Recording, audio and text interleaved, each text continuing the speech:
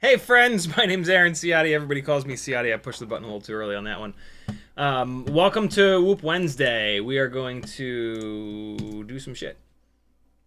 You were just watching a Ultimate Freestyle, oh, I'm sorry, Jungle Gym Basher with the VCI 0802.8 27,000 kV motors, which are now so beat up that I'm no longer going to be using them anymore. The 1mm motor shafts, I mean, it's just too much to ask of it to bounce off of metal and concrete and whatnot over and over and over again.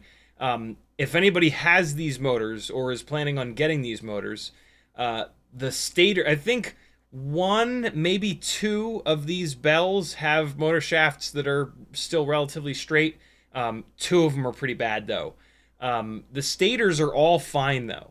So if you have these motors or you're going to be buying these VCI motors, I got 4 perfectly good stators for you and 2 acceptable bells for you.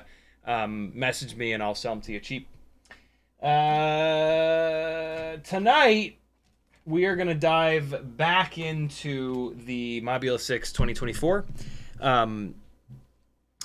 We've kind of done this before. This is like revising the Ultimate Freestyle Mob6 2024 and just going completely off the rails with it, all the way up to 40,000 kV motors. I plan on motor limiting them down though. I am at this point, like I really think that 36 or 40,000. I mean, right now the Weebleed sells these. This is sort of the game changer here. Weebleed sells 0702 Happy Model bells with 1.5mm motor shafts, and they're red. You could absolutely do a Christmas themed quad and get the Tiny Whoop Firefly green motors and use these on that green stator at 36,000 kV. Or while you're ordering these, order some of the 40,000 kV motors from Weebleed, and then swap the bells, and then you've got red on red. Because as we all know, and as I've said time and time again, if you're not going to fly good, you damn well better look good. It'd be cool to have a Christmas quad. So yeah, that's what we're gonna be doing tonight. I did 2 of these already. I'm gonna try my best to show you guys how to do how to swap bells on 0702's. It's not that hard. I actually did just figure out another little trick to it. Also, at the moment, there are only 2 1.2-inch propellers that have the 1.5mm motor shaft. Weebleed sells them both. There's a Gemfan 1208 tri-blade that I don't really recommend for 702's. Those are good for 802's, but they're a little too heavy for 702's. And they're also a very low pitch, 08 pitch. What I recommend is the brand new 1210, 1.2-inch 10 pitch bi-blade. This pairs incredibly well with the 702's. It really pairs well with the high KV 702's, 40,000, 36,000 KV. I really, really, really like these. These have been, for a long time, those were hands down the best tiny whoop prop that existed. The new HQ ultralight tri-blades are really good, and the new Gemfan 1219S's are also really, really good. But for the better part of a year, this was like the only game in town. This propeller was so much better than everything else. And it's still really, really good. I don't necessarily think that the HQ Ultralights or the Gemfan 1219S's are better than these. They're just different, mainly in that they're tri-blades. Tri-blades fly very different than bi-blades. These are, yeah, you're not sacrificing anything with this. They're going to perform a little bit differently. Basically, with these bi-blades, when you come off the throttle all the way, the quad kind of, the tiny whoop just sort of sails a little bit more. There's less propeller. All right, so you throw this thing, you come off the throttle like that, right? The propellers keep spinning, and each one of these blades is stopping the air. So it's not going, especially if you're cutting through the air like this, or like that, or like that, or whatever, it's going to slow down more in the air. Whereas with bi-blades, yes, this is a bigger quad, but just bear with me here. With bi-blades, there's less to block the air when you're off throttle, throwing this thing through the air. So with the bi-blades, if you're trying to do all the crazy shit that you see me do, off throttle, you know, Ciotti flips backwards through gates hanging from the ceiling, or if you're flying it outside and you want to do big dives and just stuff where you're zero throttle, the bi-blades will allow these little lightweight guys to actually travel a little bit more distance through the air, which is really, really cool. Admittedly, it makes it a little bit harder to fly like that. The tri-blades are more grippy. This is why all the racers use them. And so, like, in that scenario where you're off the throttle, it's going to slow down more. And that's, like, easier to fly, but it's less impressive. I don't know. It's less fun, in a way. It tends to be a little bit more accurate, but you can't do the massive, like, throws across the room with the tri-blades that are really, really fun. Super challenging. Super, super, super challenging, but really, really fun. And so, yeah, that's sort of the plan. Hey, we can also, we're going to do it right now.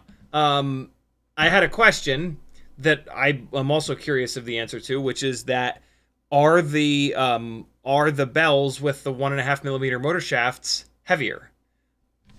Of course they're heavier, but the propeller is going to have a bigger hole in it, and plastic weighs a good amount as well. So let's take a look, like, realistically on a scale at the weight difference. It might be small enough that it doesn't really matter, but you know, there are 4 of them.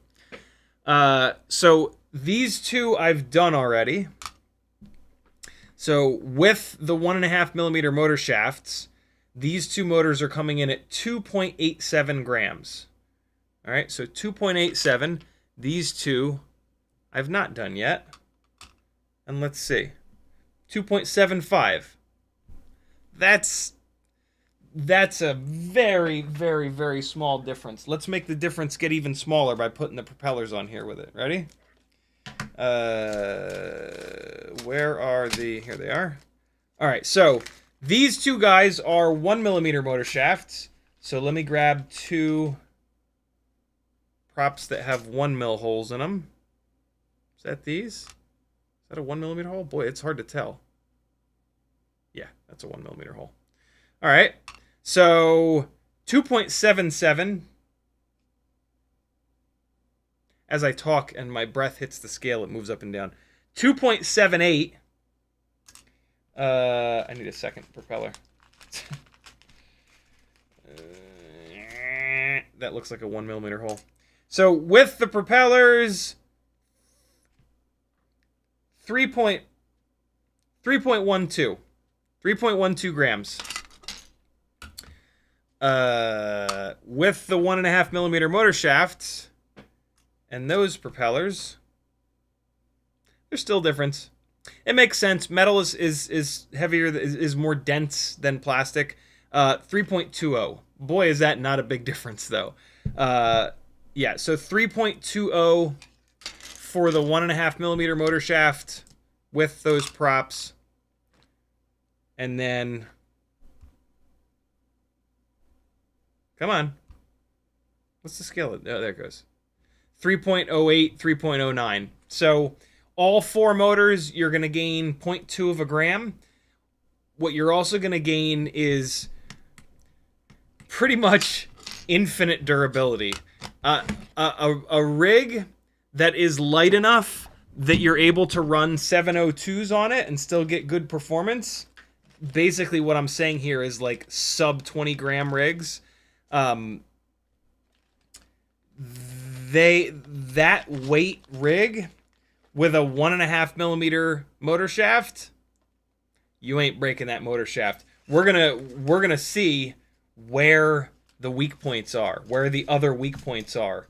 Now that we have these motors, and I'm super interested. I have a feeling it's going to be the frame. I think the frames.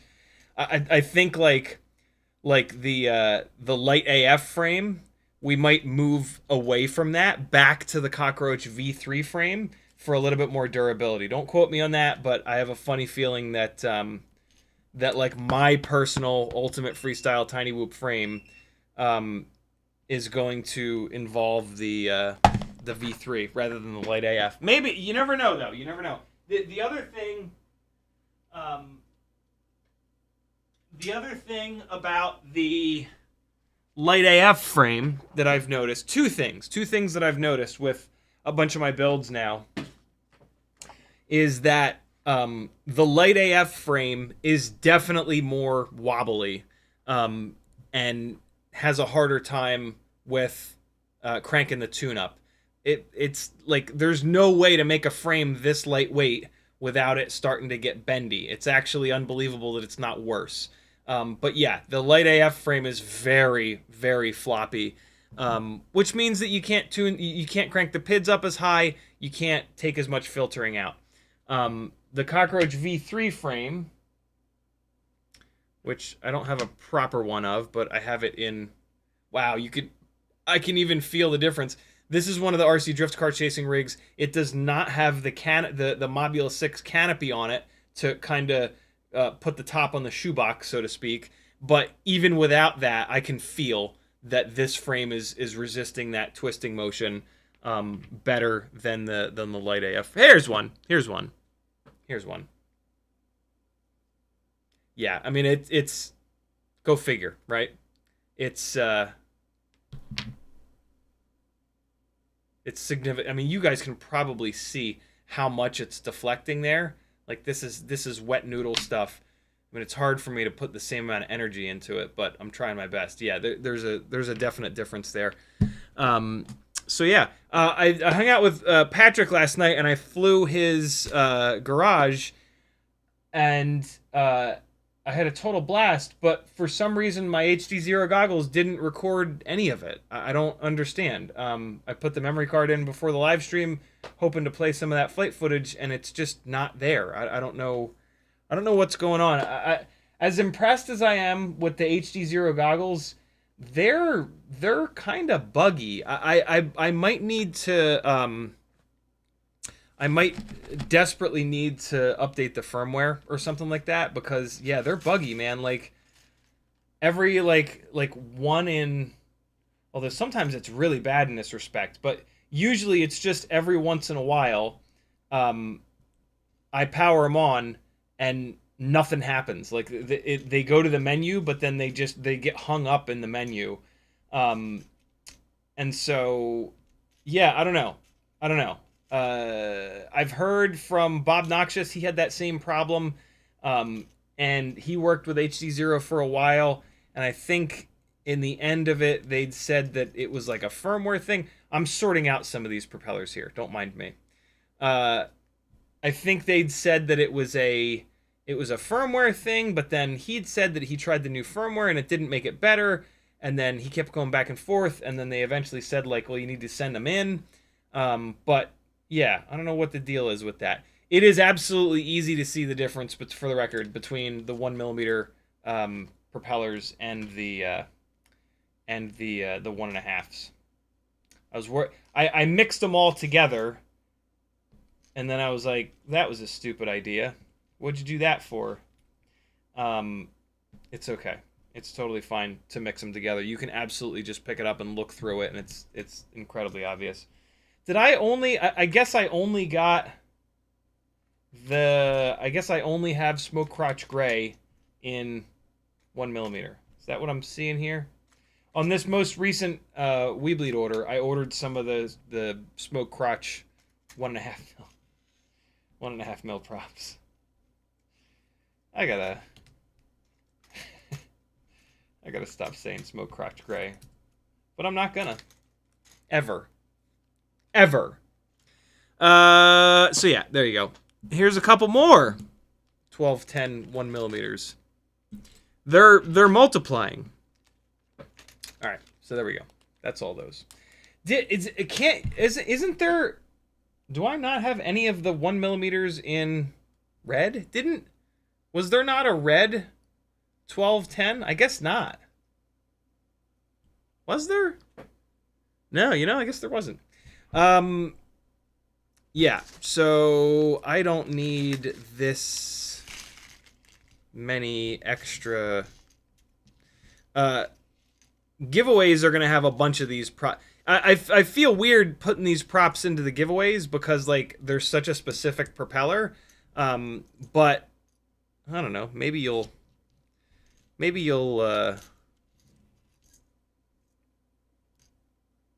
words go here. Words that make sense go here. Fill in your own blanks. You dirty bastards. 31mm 1.5. Well, that's interesting. They used to call them 1210s. Now they call them 31mm by 2-2. Parentheses 1.5mm. But yeah, this coming Monday's giveaway will have a set of the motors with the 1.5mm shafts and a bag of the propellers. What do you think of that? Because Weebleed sent me a whole bunch of extras on that this most recent order that I placed, which was very, very, very cool of them. Somebody said nice thumbnail. Thank you. That is me taking 5 minutes to screw around with the lighting rather than like 1 minute. It's funny, man. I used to be completely obsessed with, photography in general, but lighting specifically, and I used to mess with it a ton, and I had so much fun. And then I don't know, I really slowed down with it, and now, like, whenever I go back to it, I really dig it. When Maggie bought the TSX wagon, I went out and light painted the thing, and it was like so much fun to do that again. I get obsessed with stuff. I'm sure, like, all of you probably can connect with this. I get obsessed with stuff, and then I do it a lot, and then just completely drive it into the dirt. But what's cool is you drive it into the ground, and then you just take a little break from it, and then when you come back to it, it's awesome again. But, like, I don't know, it's weird. Like, when you drive it into the ground, like, there's this part of my brain that's like, no, you ruined it, you jackass. And then that part of my brain like fires up when I'm like, oh, I should go do a little bit of light painting. No! No! You blew it! You blew it. You ruined it for yourself because you're an idiot and you have no self-control. Nah. And this is why every single day an alarm goes off on my phone at 2 o'clock that says, careful with shame.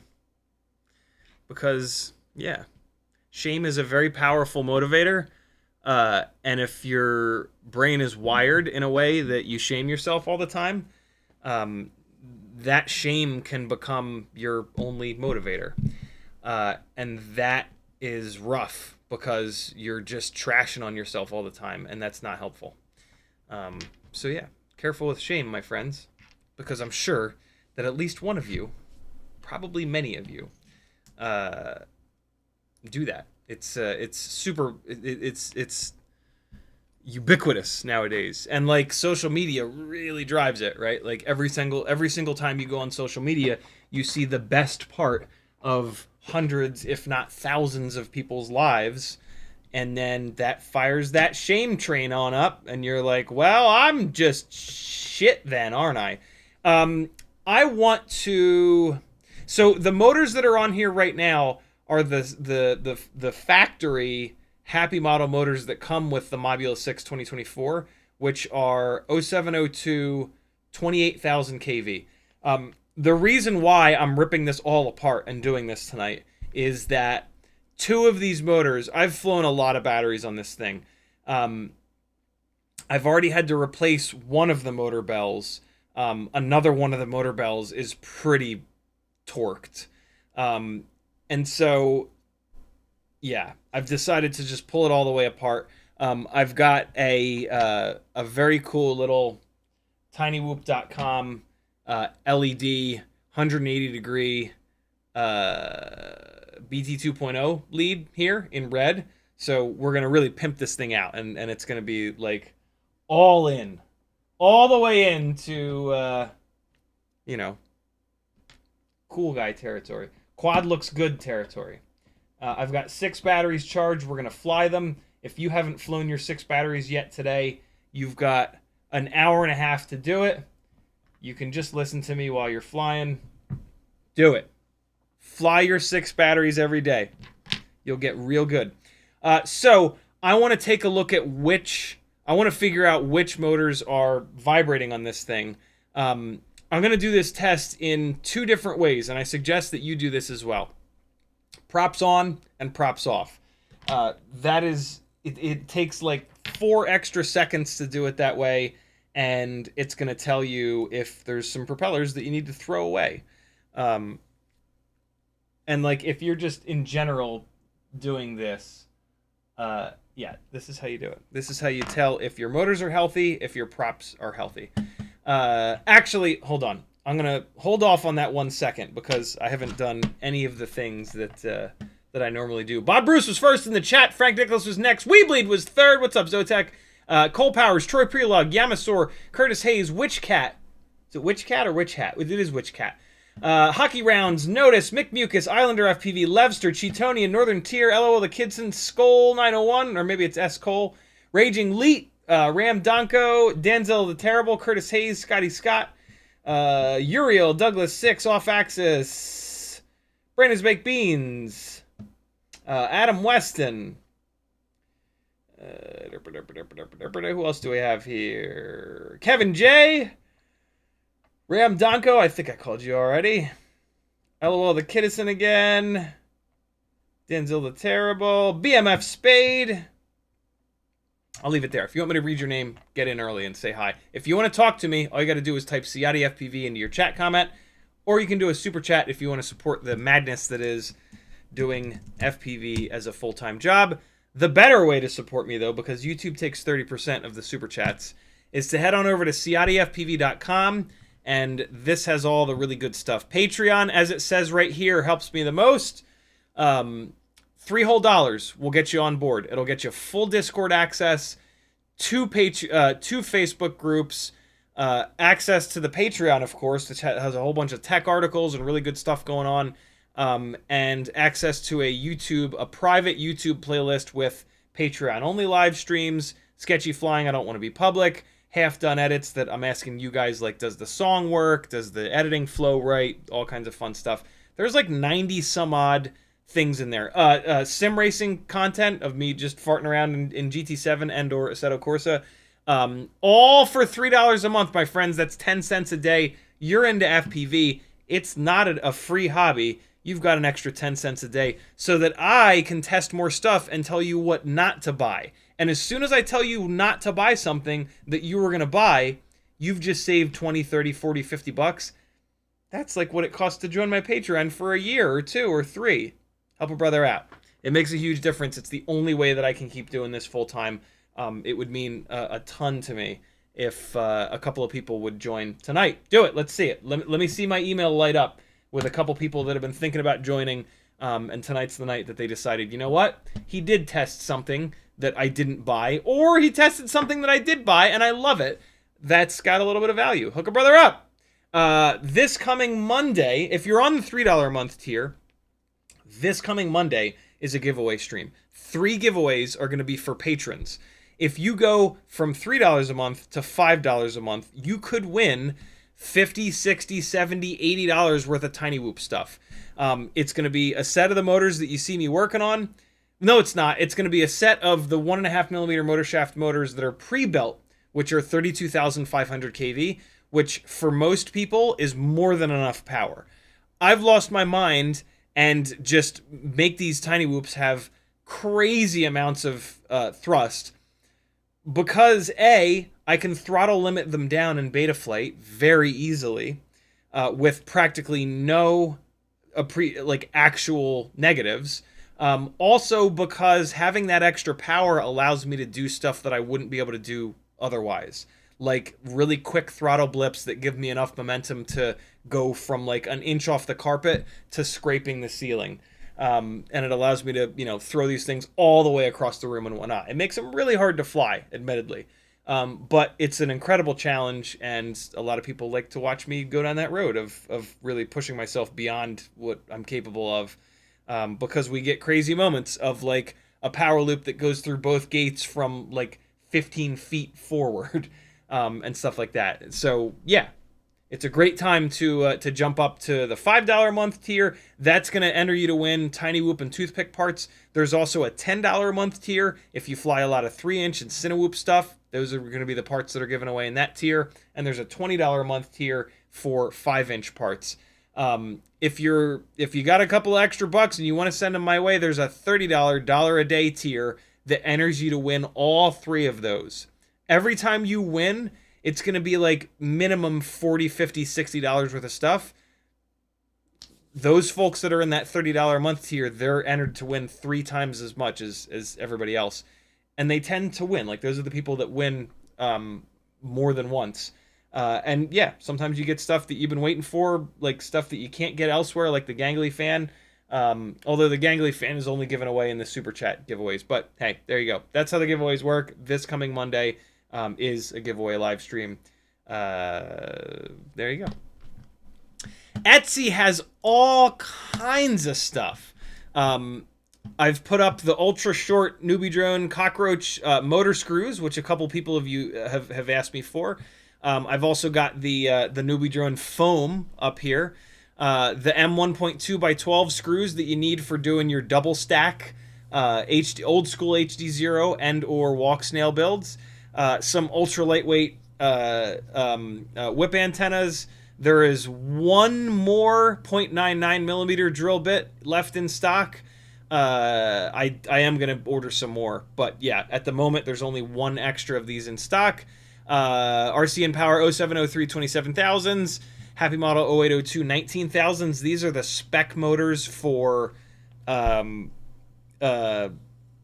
for God's sakes, Underground Whoop League, I think it's called. I think they changed names though.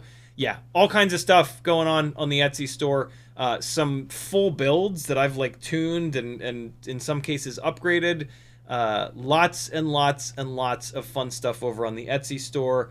Yeah, look, 2 pages worth of stuff. Good Lord. And there's some more stuff coming too. I took some pictures of a bunch of full builds that are going to be going up here. I just got to write the I just have to write the descriptions and the titles and all that jazz. Fiverr, if you want to work directly with me, take advantage of over 8 years of knowledge, and we'll spend a half an hour or an hour. You can just ask me a ton of questions, or I can walk you through some stuff. I can walk you through flying better, building better, tuning better. Yeah, I would have killed to have had someone with actual knowledge to help me out when I was early in the hobby. So that, yeah, when you go on Facebook and Reddit, more often than not, literally more than 50% of the time, the answers that you're going to get are dead ass wrong. And so, yeah, that can cost you money. That can get you hurt. It's scary stuff with the bigger quads. Look for people that have been around a long time that actually have been paying attention and have good knowledge, and listen to those folks. Teespring for some very cool shirts and other random apparel like this one. There you go. PayPal if you want to support me directly, but you don't want to do a super chat because you know that YouTube will take 30%. And then lots of affiliate links, yo. If you're doing an order on the internet in 2024, someone whose content you probably watch has an affiliate link for that website. Change your bookmarks to the affiliate link, and or if you just type like AMA for Amazon into your URL bar, remove your current Amazon suggestion. For when you type in AMA, there's always like either you right click it or there's a little X on the right. Remove that suggestion that just goes to like Amazon.com, and then come in here and hit my Amazon affiliate link a couple of times in a row, and that'll be telling your browser, hey, when he types AMA, he actually wants to go to the nut grabber. And then you don't even have to worry about it. You don't have to think about remembering to use affiliate links. You can do that with all of these websites, yo. Amazon, Get FPV, Pyro Drone, Race Day Quads, Newbie Drone, Weebleed, Beta FPV, FPV Cycle, Oh My God, Brain 3D, HD0, Flywoo, Emacs, Banggood, Camera Butter, and AliExpress. Those are all the websites I have affiliate links to. Other people have affiliate links to some of these websites as well. Use theirs. Use someone's affiliate link when you buy things on the internet. It supports people that are making cool content on YouTube or whatever your favorite platform may be. And yeah, there's no negative for you whatsoever. There's no reason to not do it every single time you order. You can still use coupon codes. You can still get free shipping, all the good stuff. Yamasaurus says, hopefully we can see 802 1.5 motor shafts alone, thanks to CiottiFPV for pushing to let us buy these 1.5 millimeter 0702 replacement bells. My pleasure, man. My pleasure. If Zotek, if you're still in here, was it just me or were there other people asking for these? If it's just me, oh, that's super nice of you. He trusts me. Someone trusts me. Notice says, nice thumbnail shot for this one. Thank you, dude. Denzel the Terrible says, good evening. I heard you were the last surviving subject of the word that I shouldn't say on YouTube because they ding you. Baby medical trials. Is this true? You'll have to ask Maggie, but no, it's not true. Here, somebody mentioned they want to see the 1.5 millimeter bells, motor shaft bells. So, like I said, I've done 2 of these motors already. And so on your right, trying to get these lined up perfectly. On your right is, well, I mean, it's going to be pretty obvious, isn't it? There you go. Oh, good. It's not focusing. Let me fire up this software that Frank Nicholas actually recommended. Where the hell is it? Begins with a C, doesn't it? Camo. All right, so there. Wow, just launching the software. Got it to actually focus. Let's go. Where are you going, little buddy? Get your little ass back there. I had you perfectly lined up. What's your deal? All right, I know it's out of focus now, but I'm going to fix it in a second. Hold on. I put it to manual focus as macro as it'll go. All right, well, this guy will not stop rolling away. But yeah, there you go. There's the difference, man. If you'll notice, down below the bell, where my thumbnail is 1.5 millimeters. Even on the old school motor bells that are 1 millimeters up above the bell. We have always had 1.5 millimeter down below the bell. And that would explain why tiny whoop motors never bend the motor shaft down by the bell. With pretty much every other motor... Hold on, let me put this back to autofocus. With pretty much every other motor, when you would bend a motor shaft, it would bend down below the bell. And then what you would see is your bell... You would see your bell doing the wobble.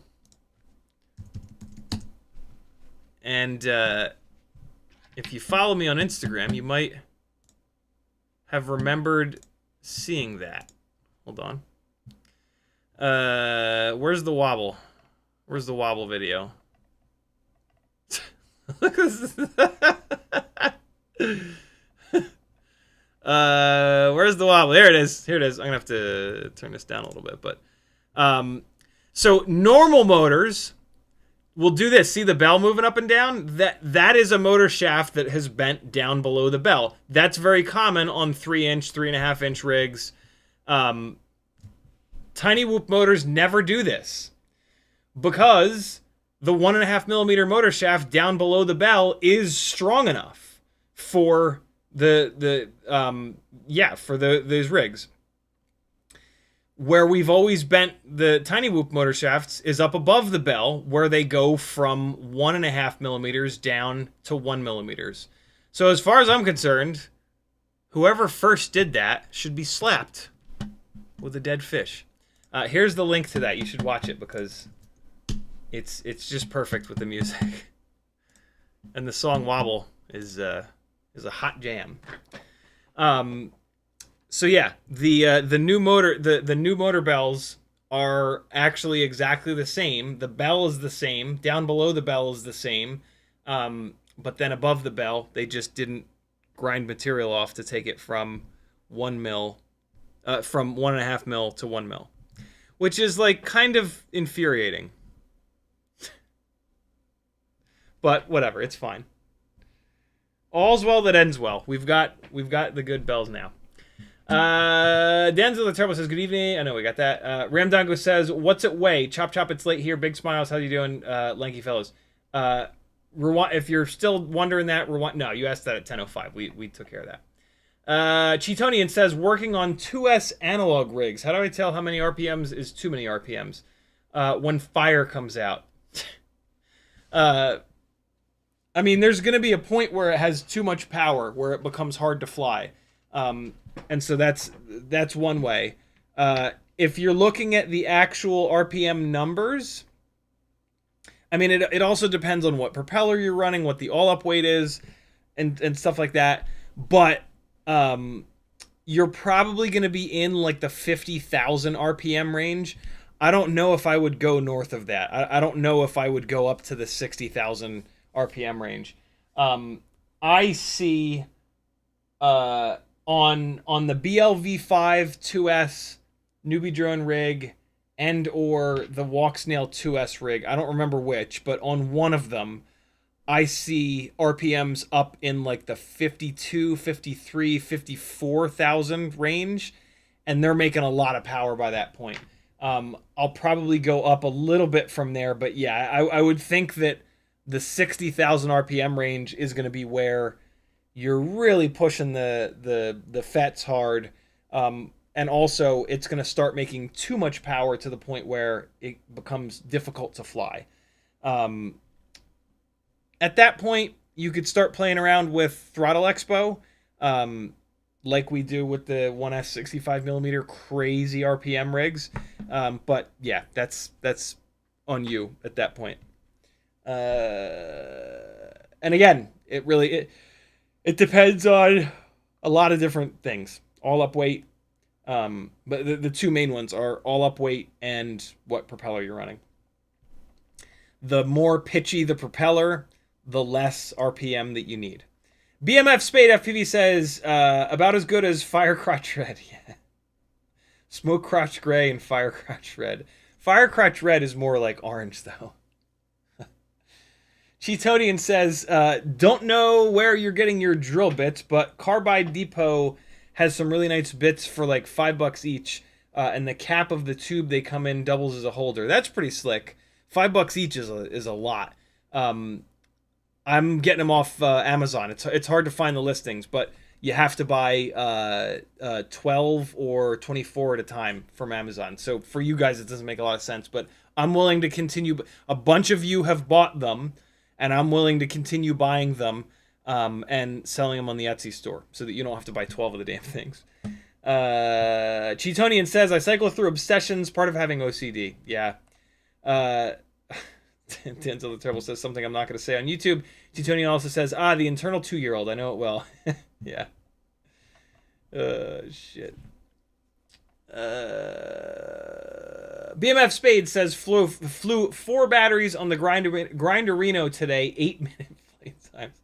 Why are the flight times so high on that, dude? Run smaller batteries. That's too much. Do you not get tired that like 4 or 5 minutes in, do you not like, hold on. Does that not happen to you? I like, if I get right around like 4 to 5 minutes, I'm like, yo, I need a break, man. I need to just chill for a second. I need to land, take these goggles off my big dumb head, just to like chill out for a second. Notice says Apple is going to take 30% of Patreon signups through Apple devices after November 1st. Yeah, that's a super shitty thing that kind of happened. Yeah, it's I don't whatever. I don't know. CXBFPV just joined as a patron. Thank you for everything you do for our hobby. You are certainly welcome, CX. Do me a favor. Next time you type something cool like that, type CiottiFPV at the beginning or the end, and then it'll light up in orange, and I'll see it. And it'll make me smile a little bit more. Thank you, dude. BMF Spade says, bought some goggles from GetFPV with your affiliate link. Thank you, dude. Very, very cool of you. You guys have been, for the record, you guys have been doing awesome with using the affiliate links. For whatever reason, the Patreon's been going down significantly this year. But you've all been using the affiliate links so much more that it's like, as this has happened with Patreon, the affiliate stuff has done this, and I've ended up kind of like net neutral, which is amazing. So thank you for that. It's free money. Frank Nicholas says, why post those videos wobble to Instagram, Facebook property versus YouTube? Sometimes I just post stuff to Instagram. Instagram is a better, I don't know if it's a better, but Instagram is more sort of marketing. YouTube is more like a resource of information. It's much more difficult to get any kind of reach on YouTube. Their algorithm is much meaner in terms of getting yourself in front of new people.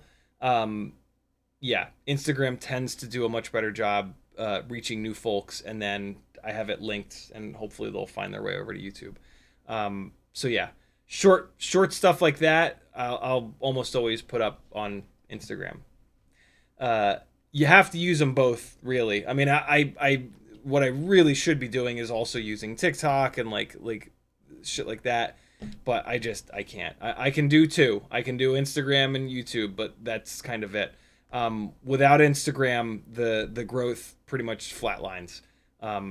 Also, Instagram is the place that I get all of my flying gigs from. I've not had a single flying gig in over 3 years that found me on YouTube, or I don't even know if any of them knew that I like had any idea that I was on YouTube. It's just not, it's not a good marketing platform. It's a good platform for YouTube University, though, that's for damn sure. You can learn anything on Earth, basically, on YouTube. It's pretty rad. BMF Spade FPV says, my snowblowers hit 60,000 RPM. Jesus. I'm assuming that's on 2S? I don't think they'll do that on 1S. Is that props on or props off? Dronzen says X12 VTX reading false in Betaflight. What was the trick for that bug? You have to be putting power to it. You have to plug an actual battery in. It won't fire it up from USB, I don't think. Yeah, that should be it. That's the only thing, because you're not... The X12 is SPI based, so you're not using the... The other thing that could cause that to happen is if you're in the ports tab, you have it on VTX Tramp, but it needs to be VTX Smart Audio or vice versa.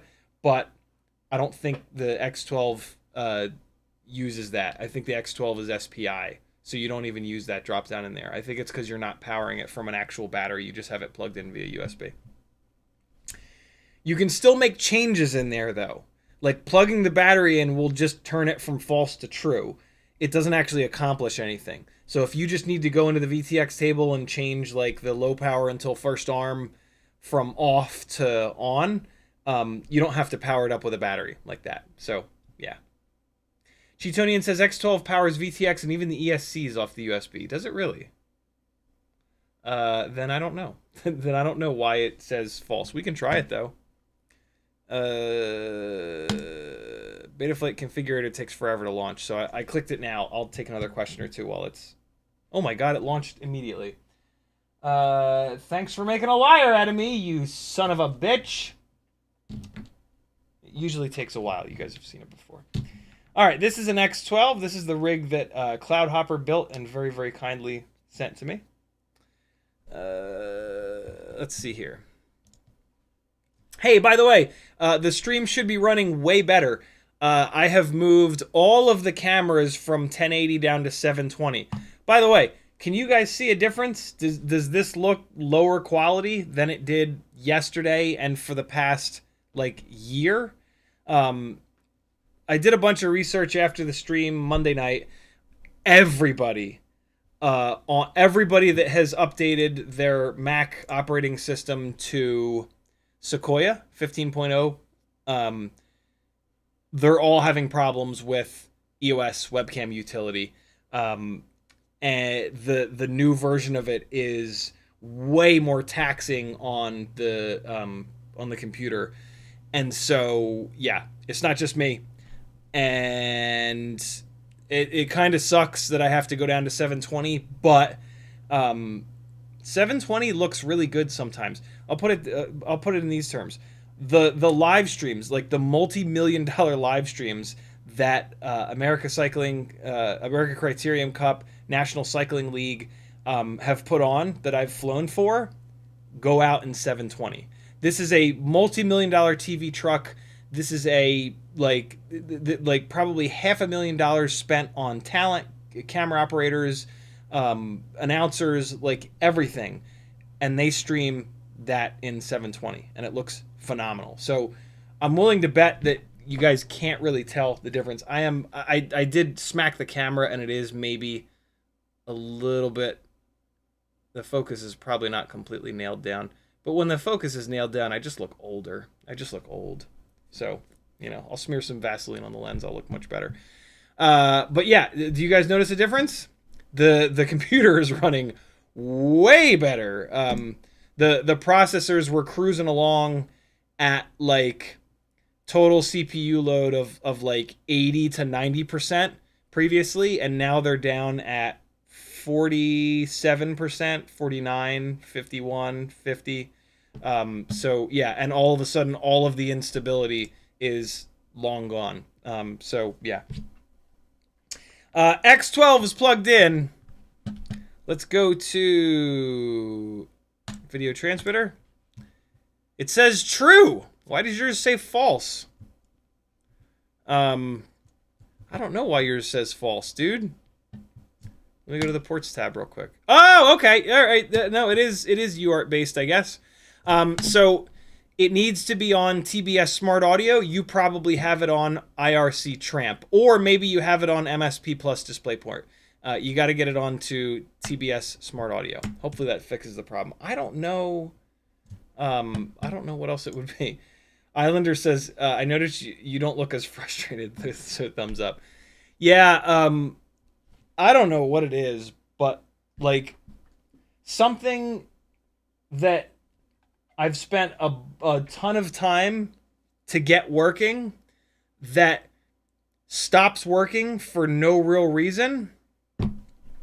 That makes me want to kill everyone and everything in sight. And that's what's been going on for the last like week or two.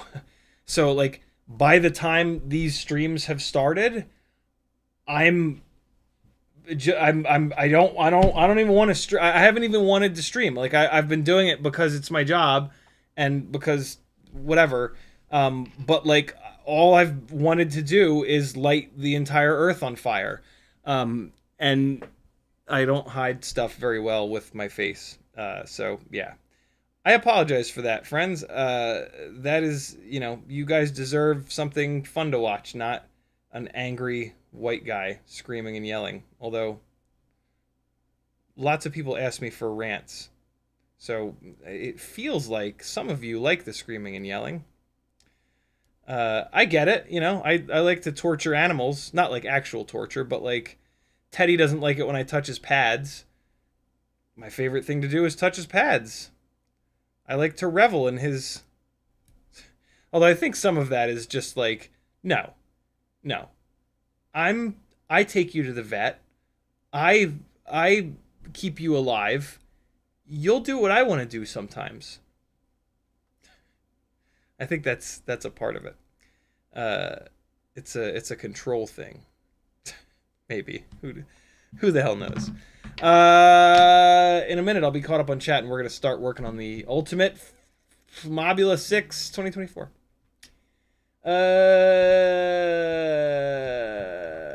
YouTube did the thing, scrolled me to the bottom, scrolling back up, trying to find my place. Frank Douglas says, why not both Instagram and YouTube? I can barely put stuff up on either one. To ask me to do both would just be... A problem that I have is being completely overwhelmed all the time. Doing this as a living, it is absolutely insane. Balancing the questions coming in through email, Discord, Instagram, Facebook, doing 10 plus hours of live streaming a week, dealing with all the stuff that breaks, repairing it, trying to find flying gigs and book flying gigs. I'm sure I'm forgetting like 14 other things. It is so unbelievably overwhelming that like it's a miracle that I can continue to do this full stop. So to have that and then to try to like every time, like there's so much stuff that I would love to do. There's so much extra stuff that I would absolutely love to do. But it's the name of the game is finding the things that are like the most impactful and prioritizing those, and mixed with finding the things that I enjoy so that this doesn't turn into a total chore and I just stop doing it altogether. And so, yeah, that's why. Adding extra stuff to my workload is very, very tricky. And if I'm going to do it, I better be able to like rectify in my brain that it's going to work really well. And the YouTube Shorts thing, they just, the folks that I've talked to that have tried it, who are in the world of long form content, namely Joshua, it's a different crowd. I need to focus on I've chosen long form content as like the main thing for me. And so I need to focus on the people that watch long form content, not the people that watch shorts, here on YouTube. On Instagram, it's different. On Instagram, I'm approaching it as marketing. And with marketing, you kind of have to do the shorts thing. Or reels or whatever the hell you want to call them. And having stuff that's shorter, sprinkling in stuff that's shorter with stuff that's like 60 to 90 seconds, maxing out the reels seems to work. So yeah, I don't know. BMF Spade says props on, exclamation f1.s on 65mm. What's that mean? Cheetonian says there are now both SPI and serial versions of the X12. Oh, happy model, why? Why do you have to make everything so confusing? Don't do that. Change the name. Cheetonian says stream is perfect, and no, I can't tell. Frank Douglas says YouTube always screws up the equality. This doesn't look any. The the quality. This doesn't look any worse than 1080p. Awesome.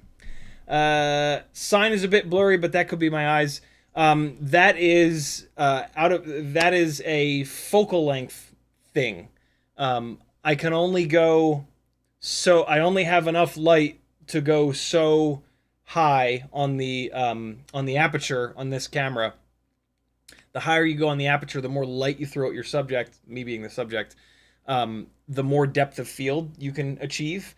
So if I had bright enough lights, I would be able to close down the it closes down the iris, but you actually open up the f-stop number.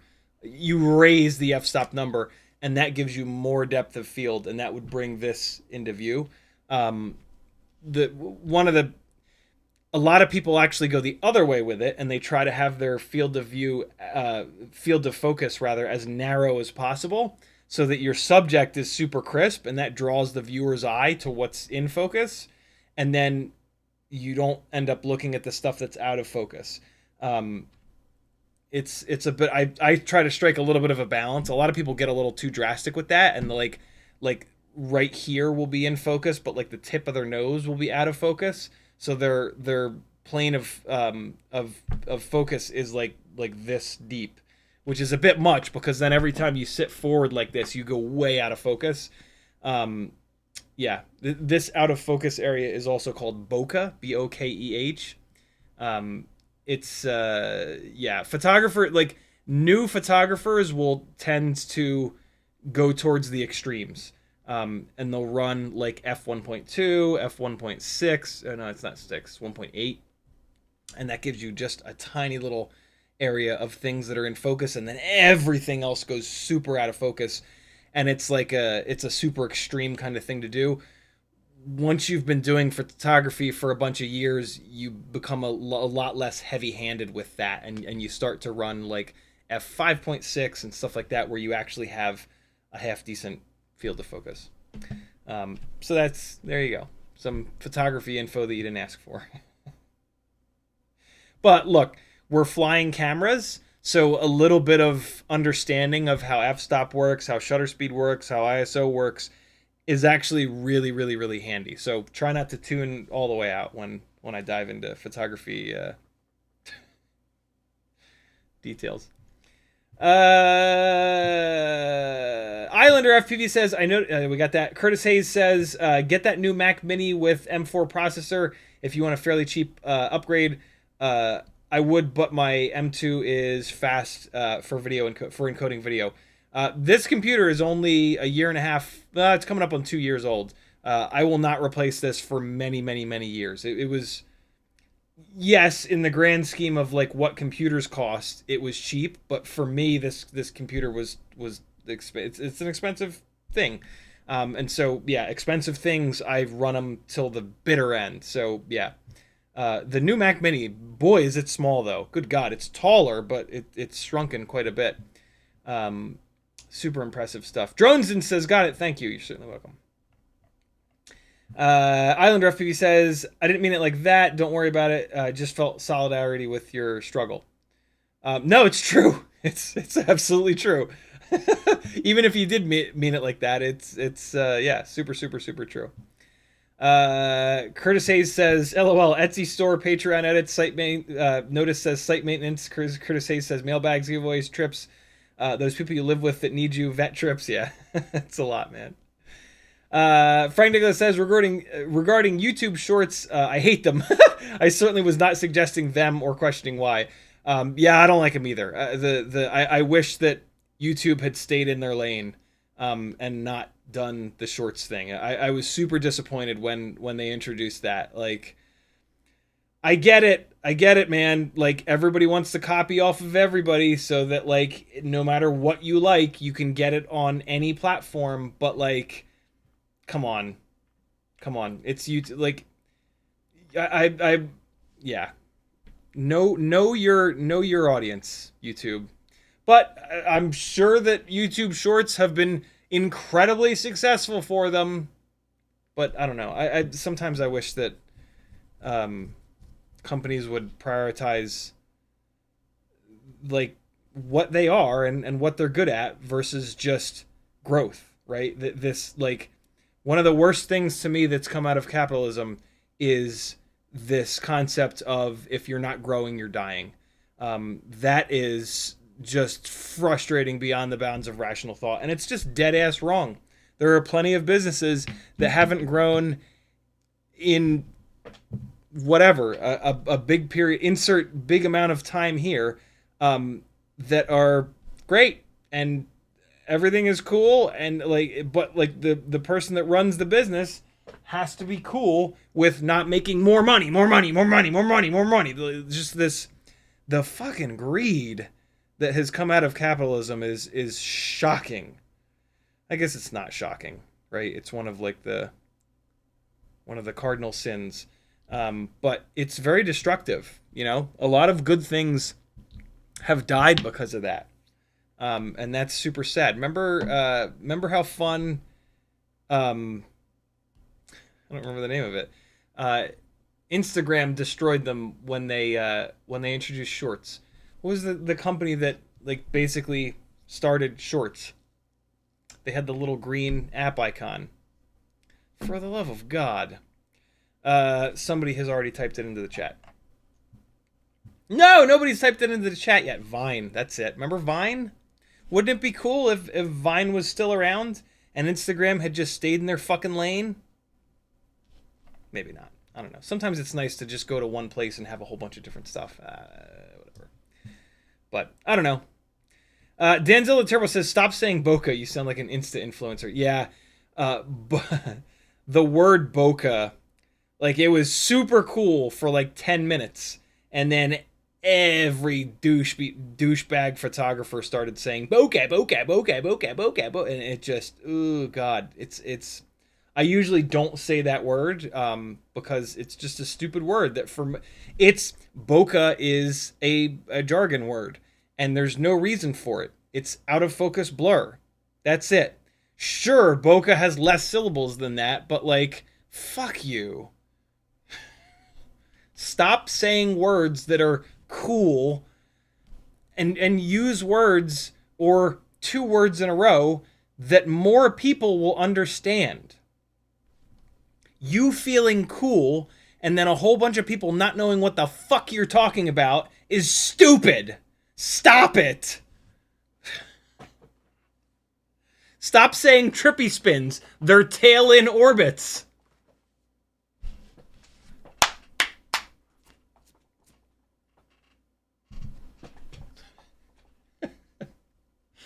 Cheetonian says, X12 Pro version 1.1 is the one with serial. Regular X12s are SPI. Pro is newer and nobody carries it. 661 says, remember when Instagram videos first came out, they were 15 seconds max. I do. Frank Diggler says, Vine, Instagram, etc. I don't need social media. I've had little short periods where I've taken breaks from social media, and boy, is it nice. Whoo, boy. If I didn't absolutely need to use it for my business here, I would probably still use it, but I would certainly use it a lot less. Although I really try to stay off of it. It's just bad. Like, the more time that I spend on social media, the more miserable I am. It is a fucking one-to-one thing. And like, I curate the shit out of, Instagram is the main thing that I actually use. And I really curate it hard. Like, it's like a one-strike policy. You post some shit that's like, that's shitty or racist or whatever, and it's just like, nope, bye-bye. But still, even with like really curating the hell out of it, it's just, yeah, the more time I spend on on social media, the more miserable I am. I look at people who don't need to be on social media for their jobs, and I'm like, why are you on there? Like, get off of there. I mean, it's there is some good. It's not all bad, but like, I think it really is. Like, I think you really have to just do like tiny little bursts, like 4 minutes, and like if you get to minute 5, like put it down. Like after the 4th minute, it's all bad from there on. From there on in. Denzel the Terrible says, remember when Instagram was actually about photography? Oh my god, I loved Instagram when it was actually about photography. When everything was 1-to-1 square. Because 1-to-1 square is actually a really interesting aspect ratio to work with. What's the new vertical aspect ratio? I don't know. Whatever the hell the current vertical aspect ratio is can go to hell forever. It's a nightmare for most photography. 1-by-1 square was very fun. It was very fun to figure out how to use the rule of thirds in square, because it's close. The normal aspect ratio was 4:3, so going from 4:3 to 1:1, it's not that bad. This is it 9:16? I almost said 9:16, but boy, does that no? That's what it is. Yeah, 9:16 is terrible. It's just terrible. And for some reason, taking your phone and going like this with it, it's just no. Myself included, I won't do it. When I'm watching a video and they put that cool little icon that asks you to turn your phone sideways, I scroll past it. I'm completely unwilling to do this with my phone. It is the most insane thing ever. But if I, of all people, am unwilling to do that, then everybody else is also going to be unwilling to do it. So I never post stuff sideways and ask for people to turn the phone sideways. Greg Kana says, all the bits fall out if you turn your phone sideways. All the 1s and 0s come pouring out of it. Denzel the Terrible says, it's circles of confusion, not bokeh. It is originally a factor of the focus, aperture, and film grain. That's interesting. Notice says, but how will I feel superior? Yeah, there you go. LOL the Kiddison says, is 35 amp good enough for 5-inch? Absolutely. I actually don't have any 5-inch builds that are on ESCs north of 35 amp. Ryan Harrell, the guy that knows more about ESCs than pretty much anyone, still, last I heard, still runs 25 amp ESCs on his big power 5-inch rigs. This like 50 amp, 60 amp thing is nonsense. 35 amps per channel, 3, 6, 9, 12, right? Plus 5, 5, 5, 5, another 20, 140 amps. Are you ever going to build a powertrain and or find a battery that can dump 140 amps into a 5-inch rig? No. Even if you can do that, that 35 amp rating is the is it RMS? I think it's RMS. That's a constant rating. There's a burst rating that with a 35 amp ESC is probably 40 amps or maybe even 45 amps. And you're not hanging, and the burst rating is like 3 seconds usually, 2 or 3 seconds. If you're hanging on full throttle for more than 3 seconds and you're dumping 160, you have a battery that'll dump 160 plus amps. It's not a 5-inch rig anymore. That's a Cinelifter, right? And so yeah, any ESC that's north of 35 amp at or north of 35 amps, it'll handle anything you can throw at it until you get up into Cinelifters. Cinelifters, sure, big 7-inch, like nasty, picking up heavy stuff with these big fucking motors. Gotcha. 50 amp, 60 amp. 65 amp ESCs all day for those rigs, but like anything 5-inch, anything picking up like a GoPro or something like that, yeah, there's no need. I guess unless you're trying to go like 200 miles an hour, then the things change. But right, like any somewhat standard 5-inch freestyle rig, 35 amps is good to go. Typically on ESCs, the FETs don't blow up from that. They blow up from smashing into the concrete at 80 miles an hour. And the shit that happens there. I have heard the argument that having FETs that are drastically over spec'd, it helps when you hit shit really hard and it puts like a back EMF through the system.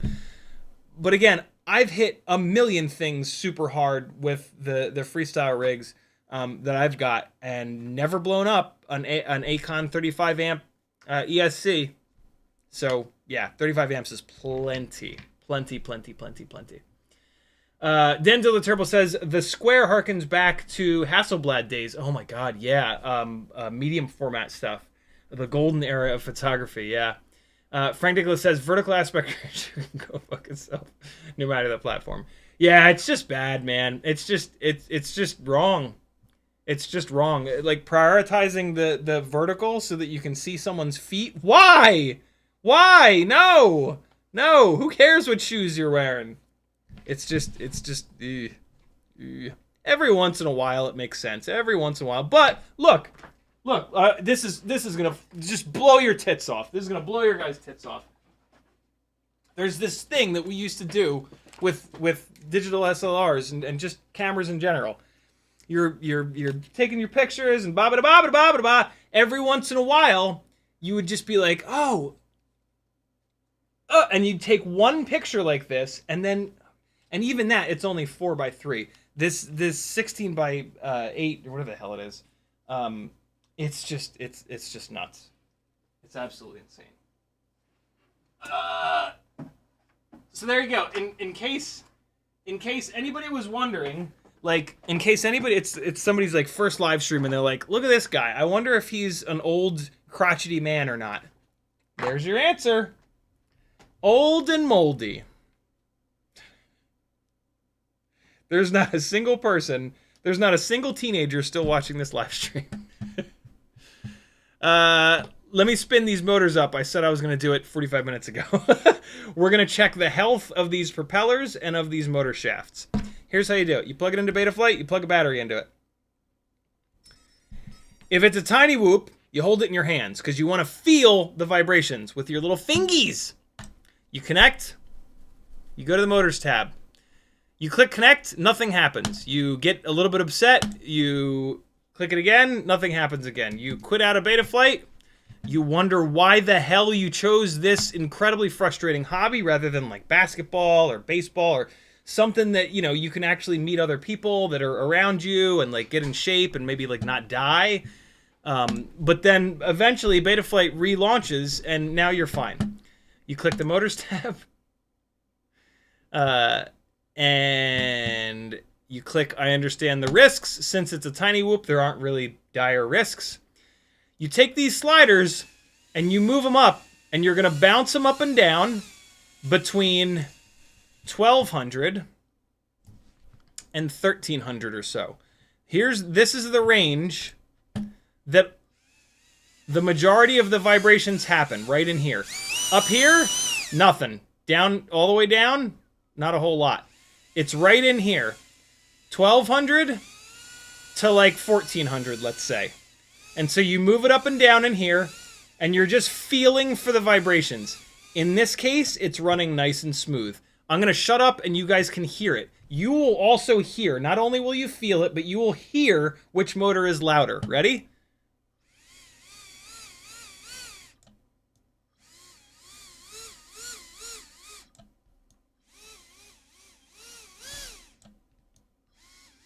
Well, these motors are pretty...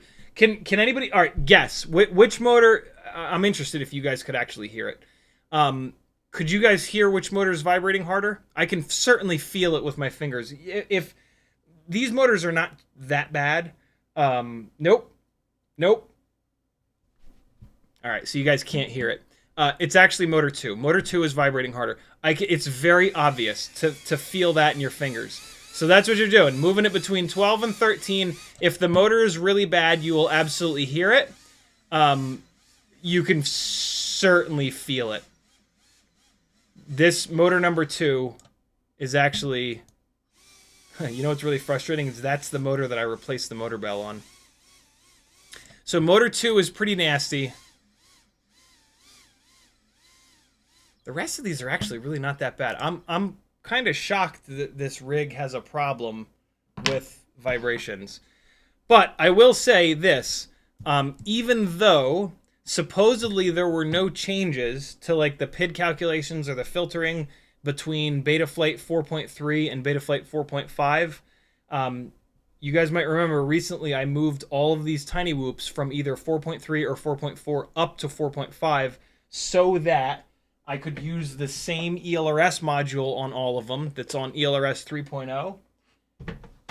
I didn't realize this until a couple days ago, actually.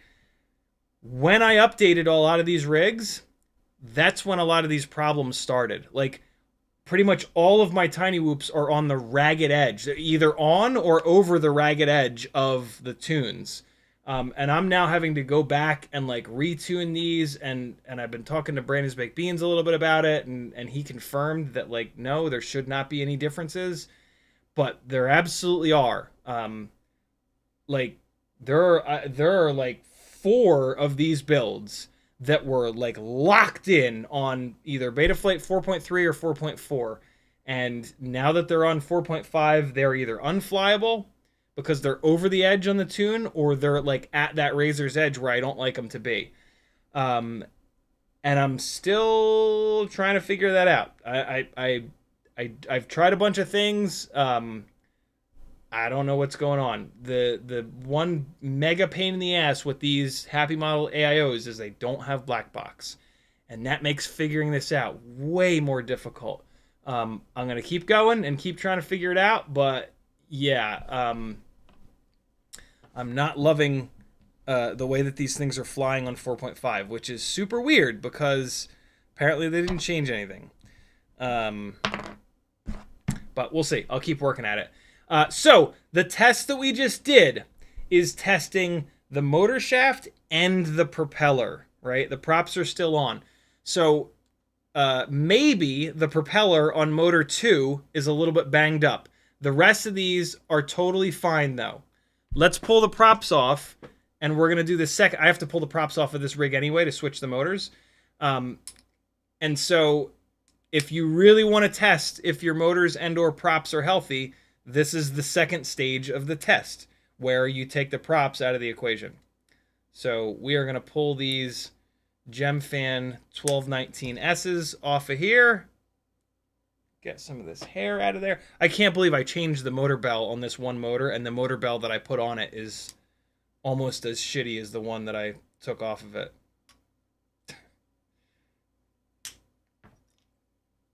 All right. And there we go. These are propellers that I have drilled out with the 0.99 millimeter drill bit. And as you can see, super easy to pop them off with the, this is the clone popper from tinywhoop.com. This is my favorite. It's got the skinniest little fork here. Yeah, drilling the props out and using a clone popper, it's quick, it's easy, your fingers aren't bloody, you're not screaming and yelling.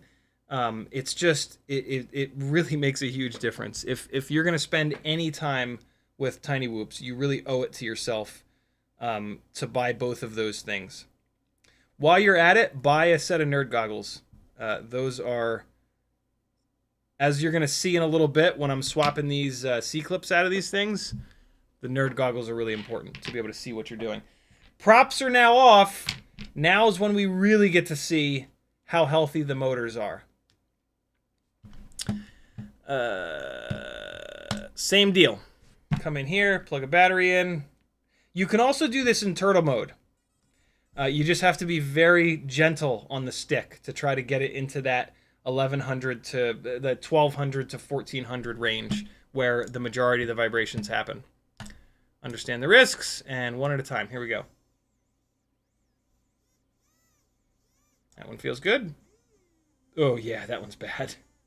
Yeah, you'll be able to hear this. Ready? I can't get very close to the camera, but listen carefully. Listen.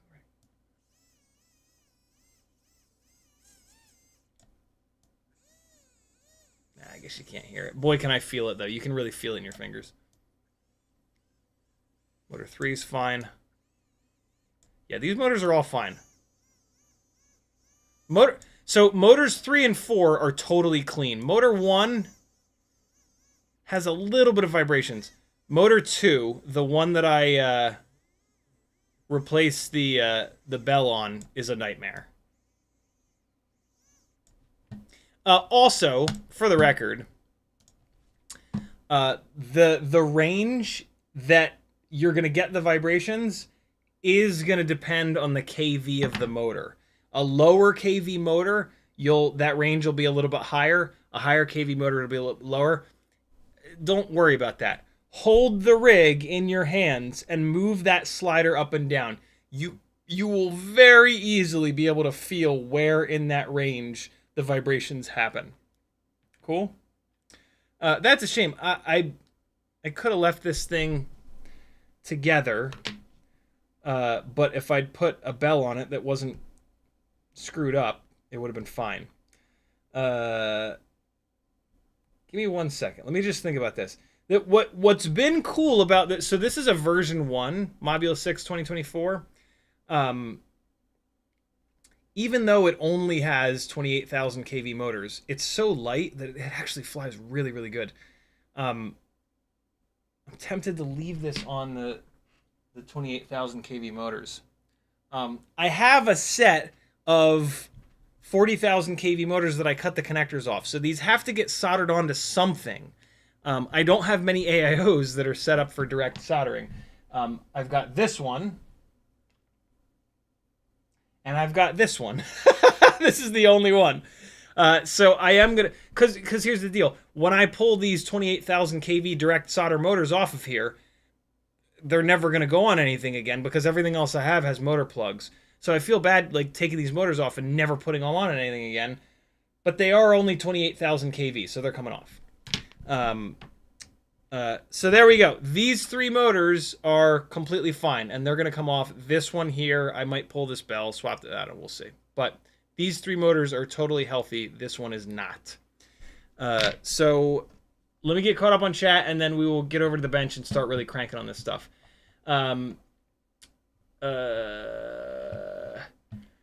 Curtis Hayes says, no worries, we're all capitalists that can afford Patreon and yell, get off my lawn at least once per week. Yeah, as much as I hate capitalism, it has certainly benefited all of us. But, I don't know. I mean, has it really? Like, without it, yes, we would certainly have less money. But would we really be living a less fulfilling life? Right? Like, most of the people that I have met that are living super fulfilling lives are either broke or just generally don't have much money. They're living simple lives with lots of human connection, lots of like moving their body, sometimes dancing, sometimes sports, sometimes whatever. So like, yeah, I don't know. It's an easy trap to fall into, to be like, well, you know, without capitalism, I'd be broke and super unhappy. Well, like, broke, maybe. Unhappy, I don't know. I don't know about that. Like, the most wealthy nations on Earth do not have the highest happiness quotient, whatever it's called. They do those tests to see how happy places are. A lot of times it's this way. So yeah, I don't know. We would have less quads, and of course, less quads means less happiness, obviously. 661 says, typical diagnostic. The newest part is the most likely to fail, be faulty. Yeah, right. Hello, the Kiddison says, one more question. Can you mix a F4 flight controller with a 32-bit ESC? Absolutely. I think I only see F4 with 8-bit. Nope. You're seeing that because the F4 flight controllers are cheaper and the 8-bit ESCs are cheaper. So when somebody buys the cheap flight controller, they typically also buy the cheap ESC. But there's absolutely no reason that you can't mix and match in either direction. F7 with 8-bit, F4 with 32-bit, F7 with 32, F4 with... It's all the same. 661 says, it's known as the curve of reliability. The longer parts have been working, the more likely it is to continue working. Right, until we start smashing these things into metal, obviously. But, yeah, that's... there is something to be said for that, for sure. Decabacow says, since the Runcam Nano 3 is gone, what is the lightest camera I can buy? All of these other cameras that have the bigger lenses on them are very similar in weight. So it doesn't really matter all that much. Look at the camera. If it looks heavy, it is heavy. If it's just like a PCB with the lens hanging off the front, that's going to be pretty light. And there's a bunch of them that are like that. Once you look at the camera and you see there's like a housing or there's screw mounts, that's when the cameras legitimately get heavy. But just look around. There's a bunch of cameras that are PCB, the big lens hanging off the front. They're all basically the same weight. There's a bunch of them. There's the Betaflight CO3. There's the Tiny Pinch. There's the new FXT camera that comes in the Mob6 2024. There's a bunch of them. They're all roughly the same weight. They look slightly different. They're all okay. It's you know, they're going through analog VTXs, which are going to make them look like ass anyway. So, Zoe101 says the Zenchanshi PAL Pinch clone from AliExpress is the lightest camera I've found so far, and the image is way better than the Pinch IMO. Is that magical one that we found that comes without any plugs hooked up to it? I didn't find it. Butterfly FPV found it, and he has I think that's the one you're talking about. I have still not gotten one of those because I typically don't order from AliExpress. I've actually never ordered from AliExpress. Early days in the hobby, I ordered a ton from Banggood, but then I stopped. No plugs, just 3 wires. Yeah, the Butterfly FPV found. Yep, that's the one. Yeah, that's probably it's crazy that it's light because it looks amazing. The image quality of that camera is awesome.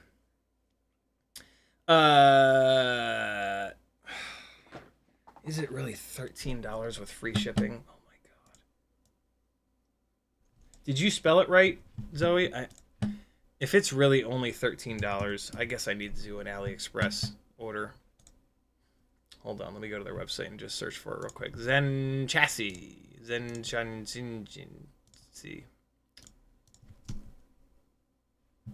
Nope. Wait, maybe. How's it spelled? It's not spelled that way. Zen. Let's just do Zen. Zen camera. Nope. FPV. Might be getting somewhere. I'll recognize the little thumbnail image. Where are you, Zen camera? You bastard, you.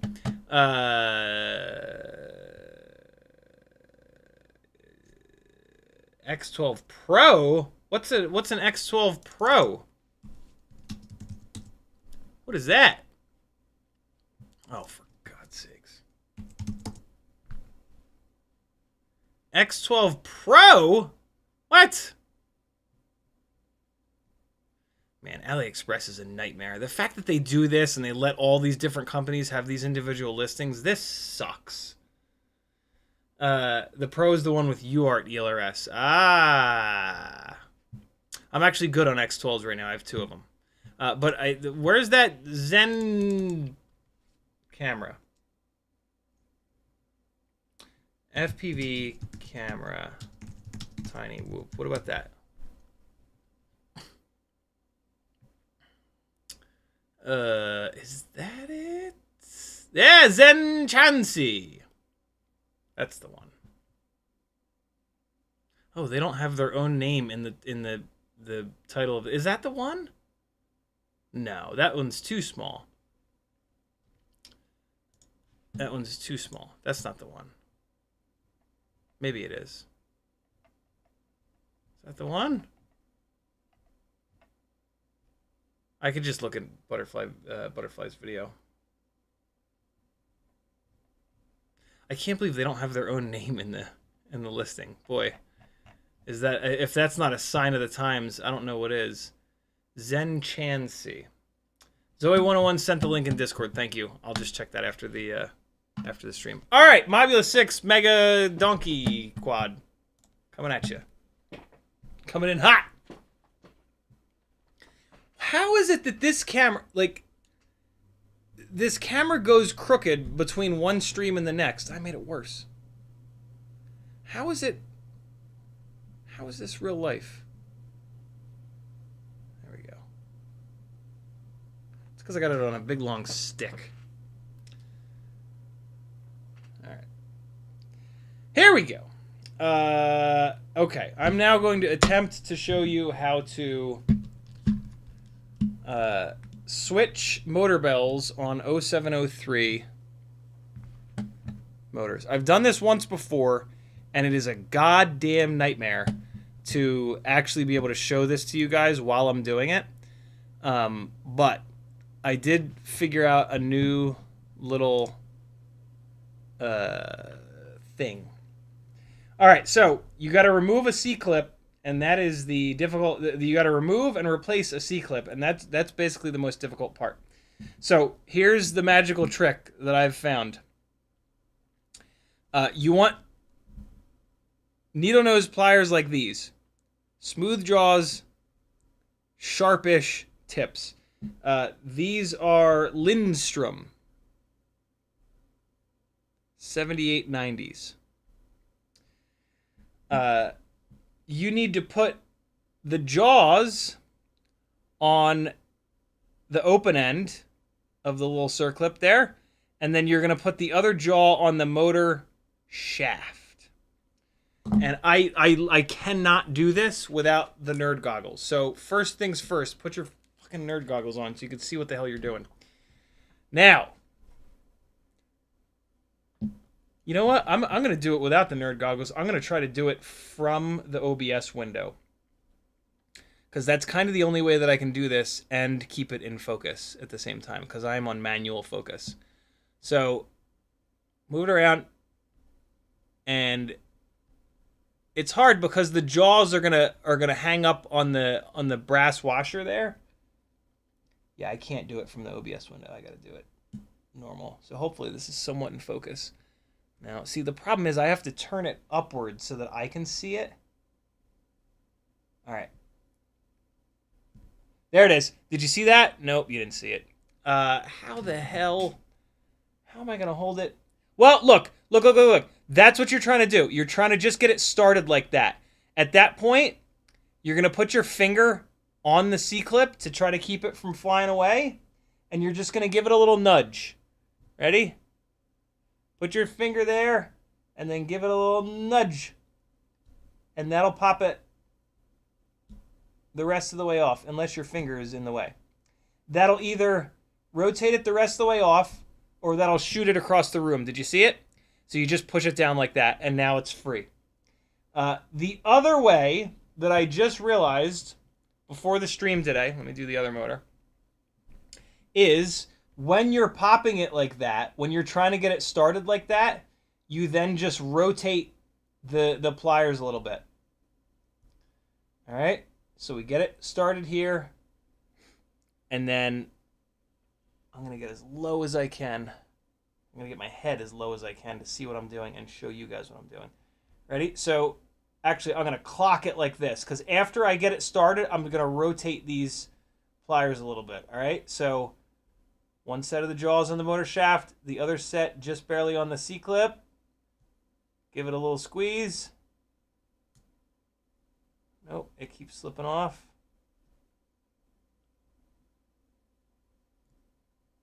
Come on.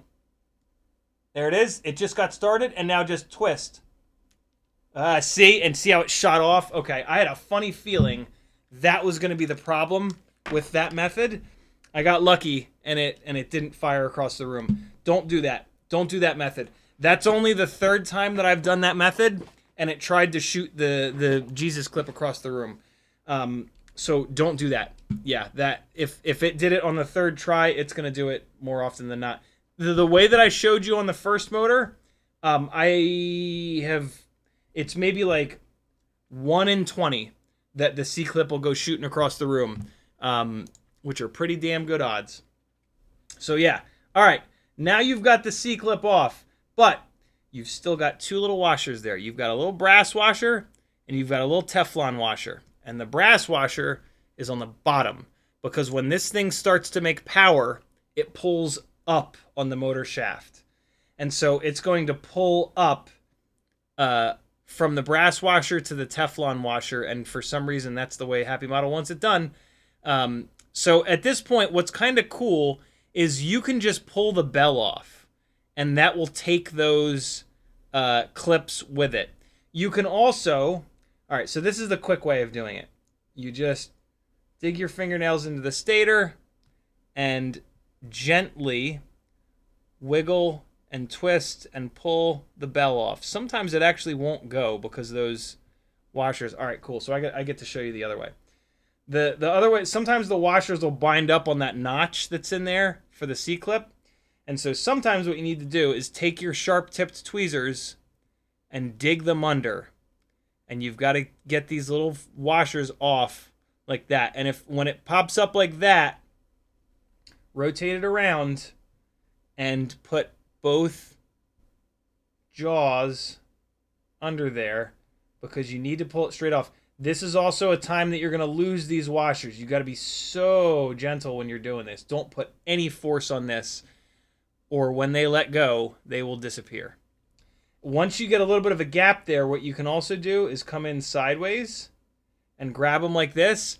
Again, don't put a lot of force. Squeeze really hard to keep these jaws together, but don't go pulling on this. Just be super, super, super gentle. Squeeze hard to get a grip on it, right, so it doesn't move. But then if you go and bend this up and off, it's going to pop right out of these. You got to be super gentle with the prying force that you're pulling on these guys. Cool? Now you've got the bottom set of washers on. Now it will separate a lot easier because those washers are not down there to hold it on. So now you can get the bell off of the stator. You're not out of the woods yet, though. You got to look at the stator and the bell to see where the next set of washers went. Yes, there's another set of washers. This is what the brass bushings look like. We now have no washers on this stator. There's no washers on the bottom. There's no washers on the top. Sometimes the washers will stick to the top and it'll look like that. So the top of the stator will look like there's a brass washer there. In this case, the two little washers stayed inside the motor bell. There they are down there. These 1.5 millimeter motor bells do not come with the washers. So we need to dig these guys out of here, which is just another quick dive with the fine-tipped tweezers. So get on in there.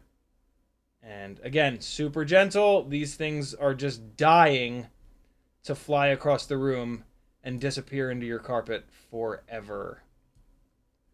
Super gentle. Just start to dig them out. Once you get them towards the end, this is where you got to be really careful. Once you get them up here, this is where you lose them. I've been having really good luck lately grabbing these like this and then just being ultra, ultra, ultra gentle. With my left hand that's kind of wiggling this back and forth, I'm going to come back down and grab it. On the tweezers, I'm squeezing. That's why I'm shaking a little bit. I'm squeezing really hard. And just be patient. Did I just lose one? I just lost one. There you go. There's a perfect example. I've done this a ton of times, and I was just a little bit too impatient with it. Luckily, I have extras. There it is. So we managed to save the Teflon, but the brass washer has gone to Never Never Land. And that's it. That's how you do it. Let me grab another brass washer from up here. All right, so now I'm good. And now this guy can go away. Do that one more time. So we've got those guys. Let me see if I can get this to separate. So it's got it's got both washers on the bottom still. And so let me just see if I dig in here. I just try to kind of work them off of there. Yeah, no, they tend to get bound up on the groove that's in the motor shaft for the C-clip to sit on. Yeah, no, it ain't doing it. All right, so we got to come in here. Oh, hey, there's the little brass washer. It didn't go very far.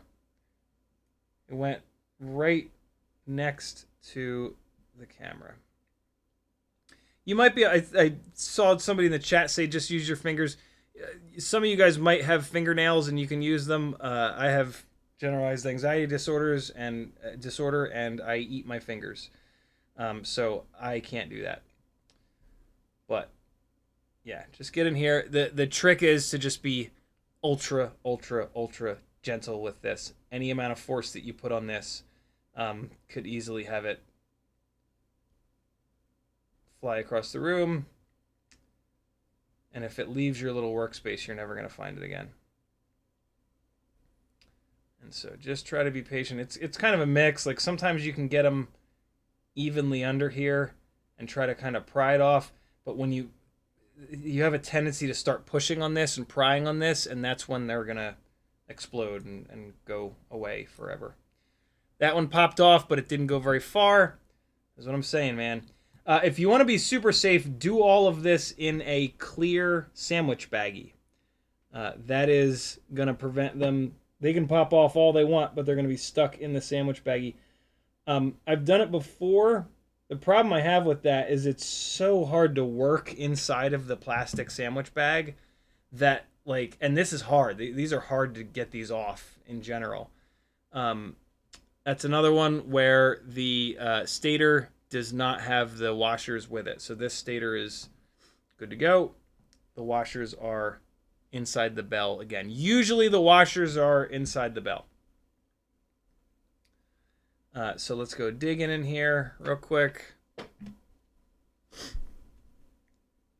It's not like right now, there's not much of a risk of these flying off because the motor shaft is, wow. As soon as I said that, one of them shot up and flew off. Usually, there's not much of a chance because they kind of sit tight on the motor bell. Yeah, usually there's not much of a chance. Let's see. All right. Yeah, it's long enough. I can kind of get in there with my fingers. Whatever. You're going to find your own way of doing this. The other thing that you don't want to happen that actually just did happen, maybe this is why I don't do it with my fingers, is that I kind of tacoed that that Teflon washer. This one here, this is the one that I just pinched with my fingers, and now it's kind of bent up. It might not make a difference, but I don't love that. I don't know. You're going to figure out your own way of doing it. This is the way that I've been doing it for a while, and it does work, but everybody's got a different amount of patience, and that's going to play a lot into this. So now we take our fresh new bells, and we want to go Teflon washer first. I am not going to use that one that I just bent all up. I'm actually going to get rid of it, because again, I have lots of extra of these. What I like to do is use my finger to pick them up. There's very little chance that this will go shooting across the room when it's on your finger like that. So just stick it to your finger and then push your finger onto the motor shaft, and that's going to get it started. And then you can push it down a little bit. You got to be super mindful that it's going to get hung up on the little notch for the C-clip. And then same deal. Index finger down on the brass washer. And it's always Teflon above, brass below. So the Teflons go on first, and then the brass. And you can push them down. You don't need to push them any farther than that, because you're going to take this stator and you're going to push this on. And that's going to seat both of those in there. And now you just have to do the bottom. So Teflon first. That goes on there. And then brass washer. Sometimes they don't want to, if they're like wet on the bottom, they won't want to pick them up, but if you drag it across the surface, you can usually get them. Depends on what your mat is. This is a silicone mat, so it's kind of sticky, sort of. Now, you got to get these guys seated. Did those seat? All right, so they're going to want to hang up on the notch in the motor shaft there. So you got to push them down. Those are seated enough. See how now the C-clip will be able to go on? Let me do the other motor. Hopefully this happens on the other motor. Usually it's harder than that to get them seated. So we've got Teflon. Push that on. super gentle. Then we've got brass washer. Push that on. All right, cool. Those are in there. Put that guy on. Okay, so now I lost it. It's probably like stuck to my hand or something like that. There's a Teflon washer that's gone missing. Oh well, I have an extra one over here. All right, so on the bottom we've got Teflon first. All right, and this is where I'm just going to show it to you before I put the other one on. So when you put these washers on initially, they're going to be sitting up. They're going to get caught in the little slot there, right? And this is when these can go shooting off across the room. What I find is a really good way of doing this is using 2 fingernails, and you can push it down even. This way it doesn't have anywhere to go. And now you're good. If you just try to use one, a lot of times it won't drop all the way down. But yeah, and now I lost the brass washer. It's stuck to my finger. There it is. All right, and then the brass one is going to want to do the same thing. It's going to sit up. Like what I used to do is I would take the sharp tipped tweezers and I would push them down, and they would shoot across the room every once in a while. When I started using my fingernails, that stopped happening. Now is the most difficult part.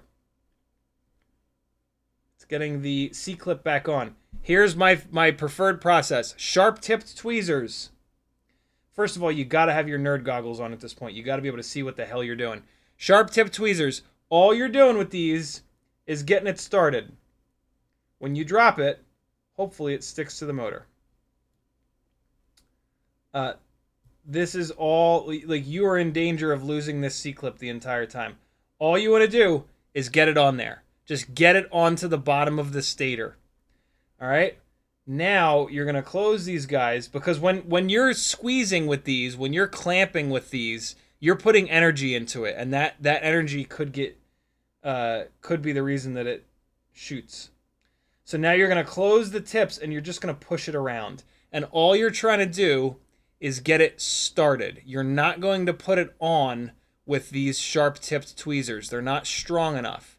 You just want to get it started. My God, is this hard to do through the OBS screen. But it's the only way to keep it in focus for you guys. There it is. That's what you're trying to do.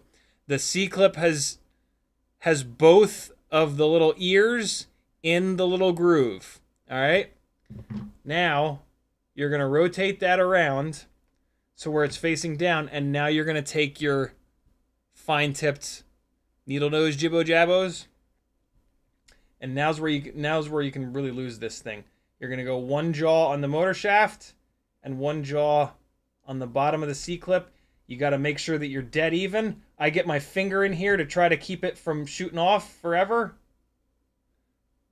but there's still a good chance that you're going to lose it. But yeah, there you go. And now that's seated all the way on. It needs to mimic the roundness of the washers. If it doesn't click all the way in, it'll it won't just be you want it to be round on the bottom. That's how you know the C-clip is all the way on there. And there you go. So do that one more time. Here's, oh, no, that one's already done. Where's the other motor? Here it is. All right, so this just has these washers. Let's push down on them to make sure that they're seated all the way down. Pushing down on both. See how it with just one fingernail, it starts to pop up. That's it trying to get out of there. Get it seated all the way down. There you go. You might be able to do this with your finger. Let's see. Can I just get this on here with my finger? Now it starts to... Yeah, no, I really like it with the sharp tips, buddies. Just trying to get it there. That went really well. It's almost all the way on there. And now I can just take him and just give it a little nudge.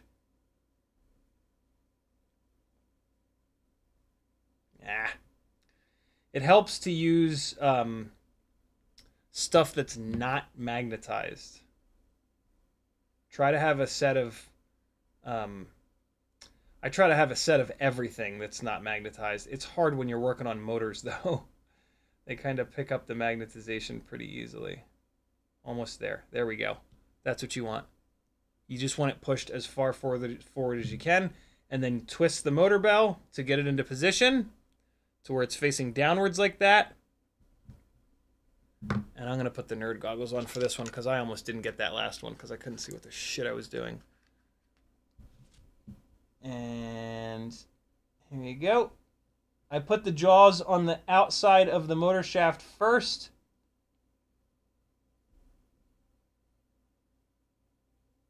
And then just get it lined up. With your nerd goggles, you will actually be able to see what's going on here.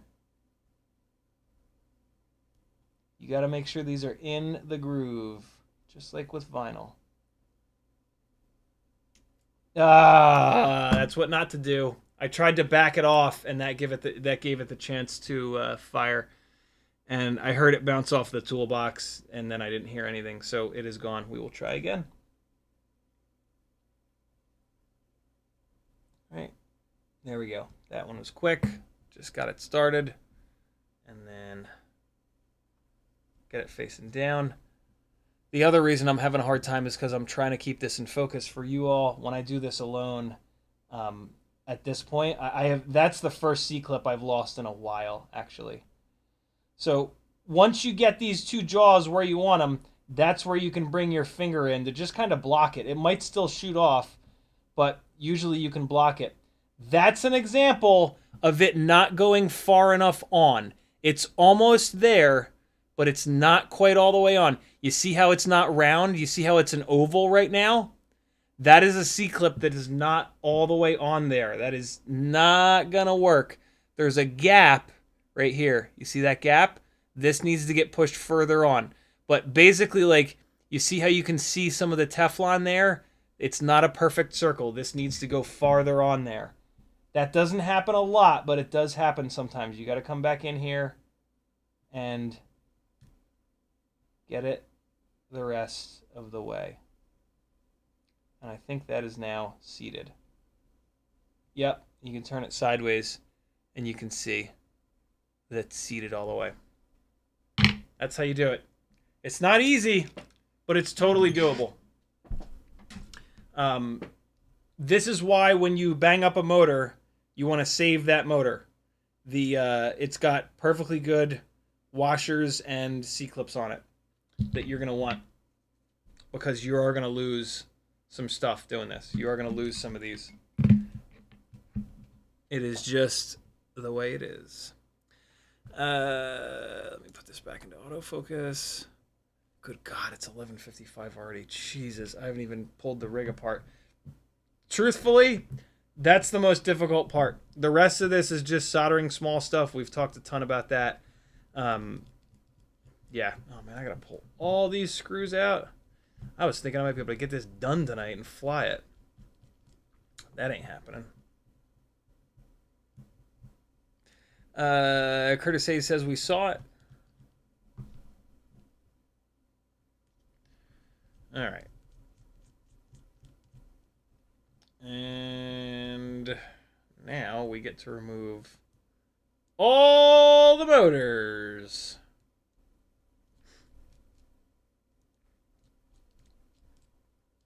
Okay.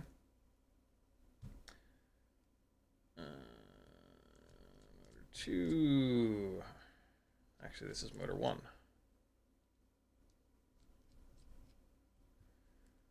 This is motor 2. This is the one that's all banged up.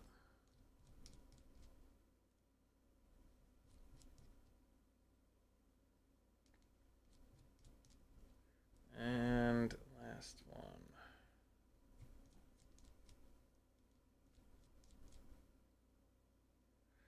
All right.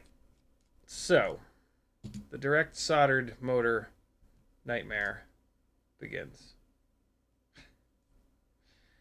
It's not that much of a nightmare. It is is it a pain in the ass compared to motor plugs, though. But hey, man, you want the ultimate. This is how you do it. I don't recommend this for the record, unless you're really... Unless either you don't crash a lot, Well, you know what? With these 1.5 millimeter motor shafts, this becomes a lot more realistic, because you might never need to change these motors. You eventually will need to change the motors because a motor shaft will slip. Because you'll get lazy about drilling out a motor and you won't use it, and you'll push the propeller on too hard, and that'll wreck that laser weld between the motor shaft and the motor bell. So like, yeah, but it'll be way better. Boy, this should be about 1,000,000 times more reliable.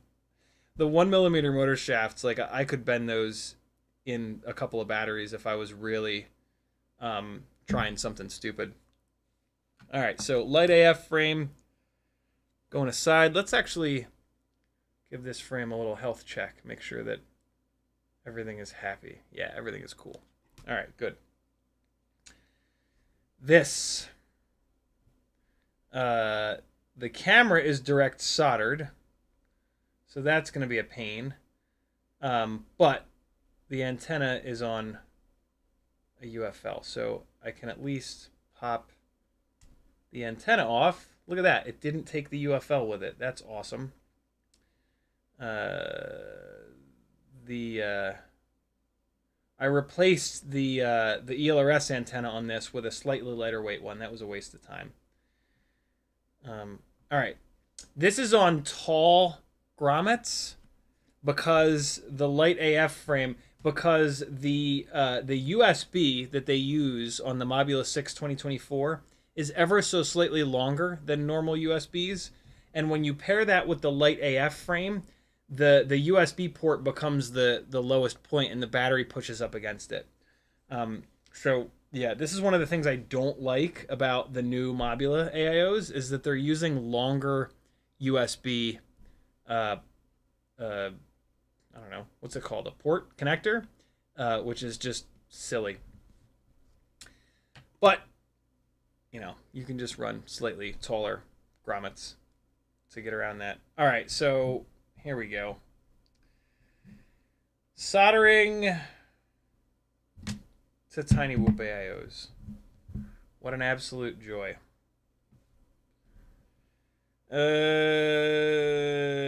Okay. I'm gonna do the battery lead first.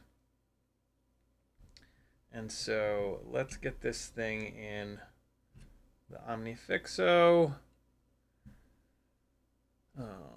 So this is a battery lead I had on another quad. This Mob6 2024 has the leads in a different spot. And so I need to cut these guys to be the same length. That's not too bad. That's just a tiny little bit different there. All right, so that's no big deal. Okay. Strip this.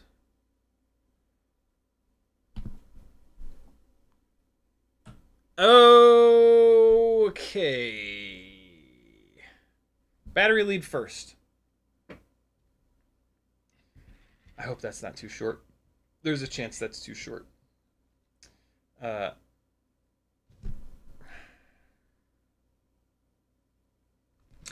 right, change of plans. I'm going to desolder these motors first, because then I can see if this is going to be too short. So, man, the soldering iron stinks right now for some reason. Let's get this OmniFixo cranked up here. There we go. All right, 2 points of contact is always the way to go with the OmniFixo. Move this canopy out of the way. And there we go. I'm going to set this into manual focus. I'm going to try to adjust the focus as I go. This ought to be interesting. Okay, so get a little bit of flux paste going here.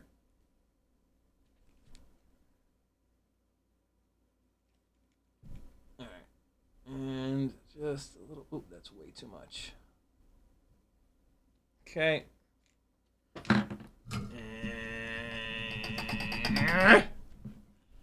Here we go. These should just like pop right off. These are such small solder joints that they should just kind of come right off. Not quite, almost.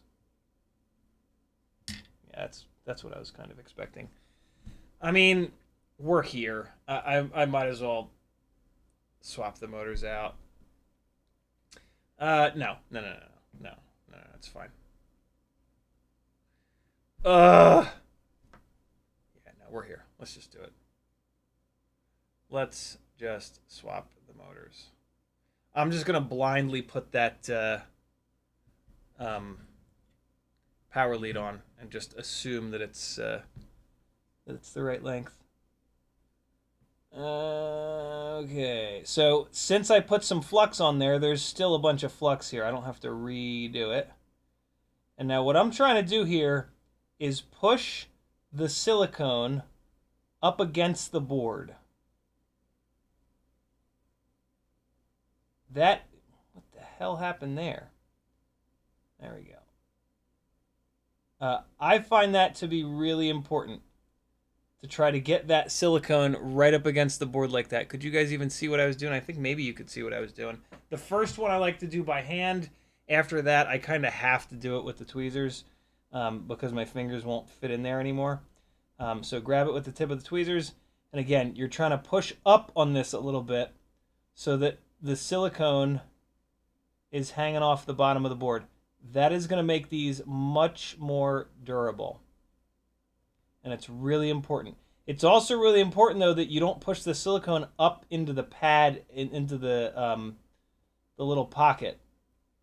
That's going to make it a lot less durable. And there you go. Hopefully I got that just right. Wow, I can see it better in OBS. Yeah, that's what you want. You want that silicone right up there.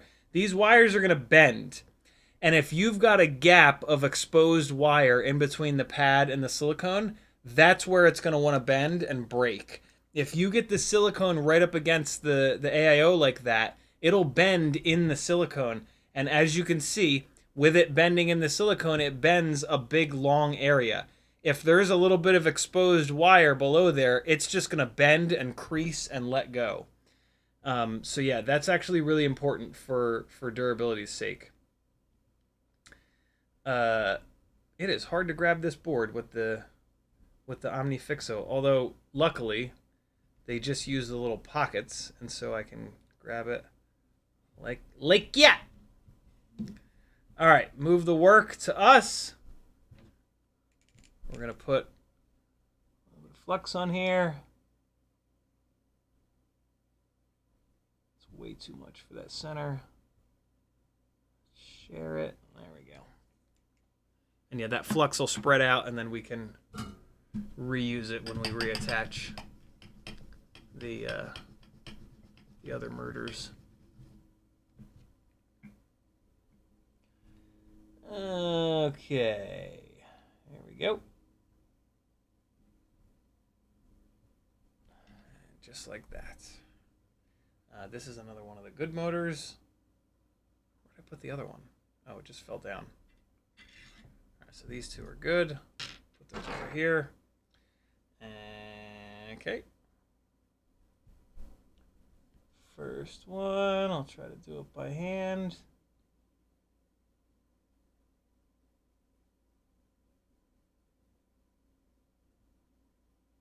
And there we go. I'm literally, can you guys see me pushing up on that? I'm pushing up on it to make sure that silicone is seating up nicely.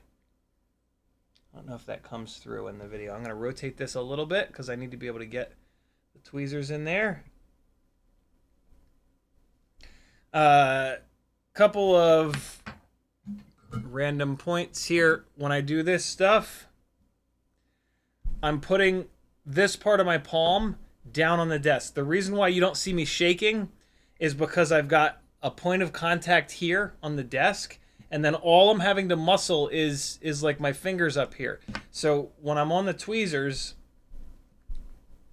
I'm only having to support this little area. If I were to lift my hand up like this, my whole arm My whole arm is having to do the work, even up to my shoulder. My shoulder muscles are engaged. These muscles are engaged. These muscles are engaged. That's too much. Muscles are not steady. Muscles move a little bit. So you got to get this point of contact here. You got to get this part of your palm down on the table. That is super, super, super important. And that's where like moving the work really also becomes important. Because in order to have your hand down flat like this, you got to have the work in a good spot. You can't move your body around the work and accomplish that. So I'm actually going to do that a little bit. I need to push this forward a little bit more. And that then throws this out of focus. So let me fix this here, the other camera. You'll see it in a second. Oops, nope. That ain't it. There we go. All right, that is back in focus. Let's change the camera. All right, cool. So, and there's different versions of that. You can put your hand one way or the other way. If you see me down the bottom, you can even like, you can hold the tweezers like from above like this. Sometimes this works. Try it different ways. Different like angles, different work will be better with, yeah, I don't know. Try to do what's comfortable. Comfortable means that you're not going to shake a lot. It's not just you being lazy. It's comfortable for a reason. You're engaging less muscles, basically.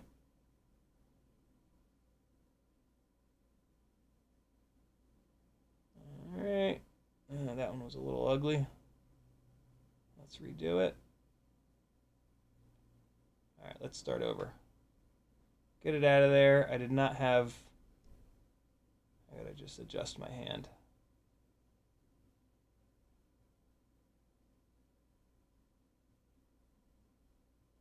Ooh, boy. For the record, this is hard. This is hard to do. But you can do it. You got this. It's about the prep. Don't rush it. Don't just like, oh, I'll fix it once the soldering iron comes in. Fix it now. I'm putting my ring finger on the board itself to give myself another point of stability.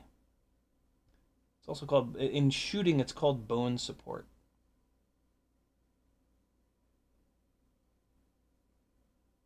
There we go.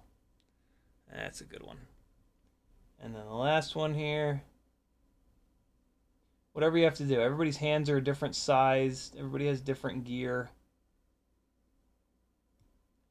But those are the basics. Did you see it fall out of the tweezers? That's not good.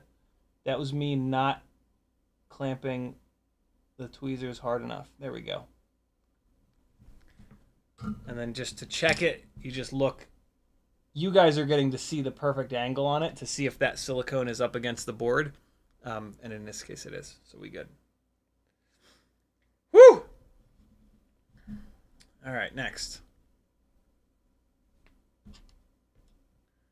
A little bit of flux. Now the camera's kind of in the way. Let's try to move that out here. All right, good enough. This is getting a little close to those jaws on the OmniFixo, so let me just shift it a little bit. All right. Popping it off is the easy part. 2, 3. Cool. This is the bad one. This is the bad motor belt. I'm going to put it all the way over there. Okay.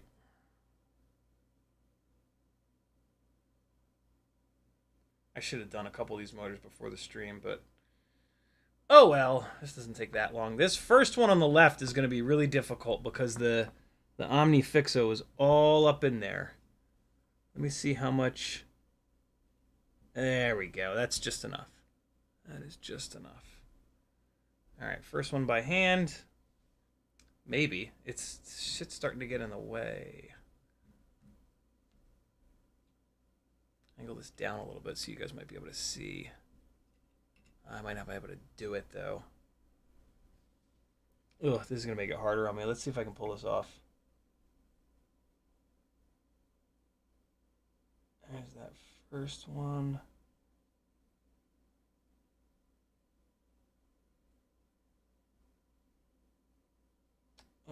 That's all right. Hold on, let me just. Yeah, that's kind of good enough, maybe, I think. Take a look. Yeah, no, that worked. All right, cool. All right, let's see how this is with the tweezers. Okay. In theory, I'll only have to do this once because of the 1.5 mil motor shafts.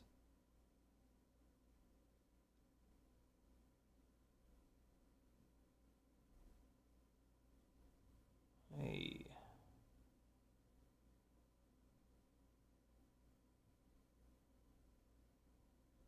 The big key, in my opinion, is just to push up on those wires. Push up on the wires to get that silicone up as close to that board as you possibly can. I don't love the angle that that third one is in, and I try not to like fix the angle on these because it puts stress on the joint, but I'm willing to put a little bit of pressure there, and now that kind of cleaned that up. That's fine. That should be okay. No, I don't like the second one. The second one is at a really weird, really sharp angle. How the hell did that happen? All right, hold on. I got to rework the second one. You guys aren't going to be able to see it, but I just need to fix this real quick. Once you have them all on there, here's a little trick. Here's a really cool little trick, actually. Once you have them all on there, what you can do is grab all three. If one of them ain't quite right, grab all three in the tweezers and just reheat it, rework it, and it will usually come back to where you want it. Yep, there we go. And I'm actually going to just touch this third one too. There we go. Cool. As long as you're quick, reworking like that is not a big deal. But you got to kind of be quick with it. You can't be sitting around for too long on those pads. They don't like that. These AIOs are very thin. You don't want to get them any hotter than you need to. Okay, last set, and then we can do the battery lead, and away we shall go. 1, 2, 3. And 1, 2, 3. All right, this is another one of the good motors. I'll put that here. Okay, last 40,000 kV, 1.5 mil motor shaft, 0702. Going on.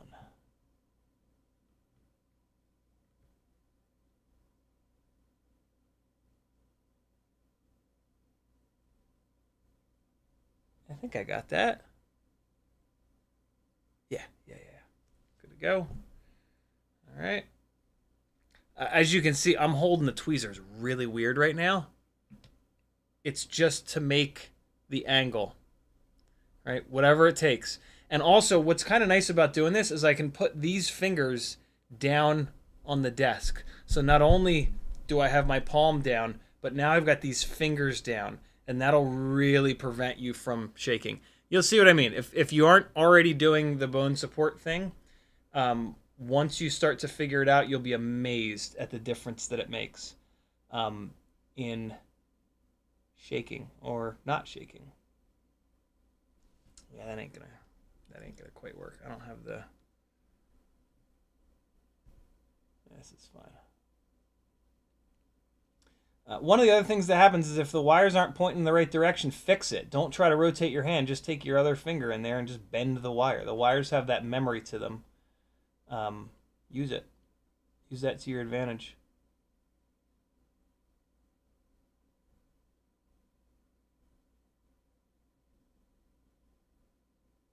So that one got pushed up too far. I hope you guys saw that because that was kind of cool. And the silicone got into the little pocket, and so I had to rework it. I don't think you guys saw it. I mean, I want to move this closer but there's a point where I can't get the work done accurately because I don't have enough room between the camera and that. Let me see if I can pull this off. That's kind of why I'm having to rotate the tweezers around in my hand all weird.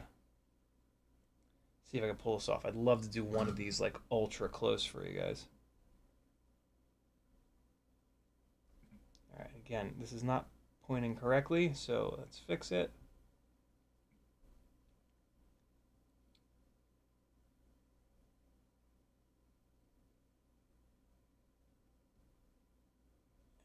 That was shitty. Boy, it is hard to do with the... you see how the silicone is up even with the PCB? That's not good. You cannot have that. Cannot have that. You see it? See where that silicone is up there? That is a terrible solder joint. That will absolutely break. We need to fix that.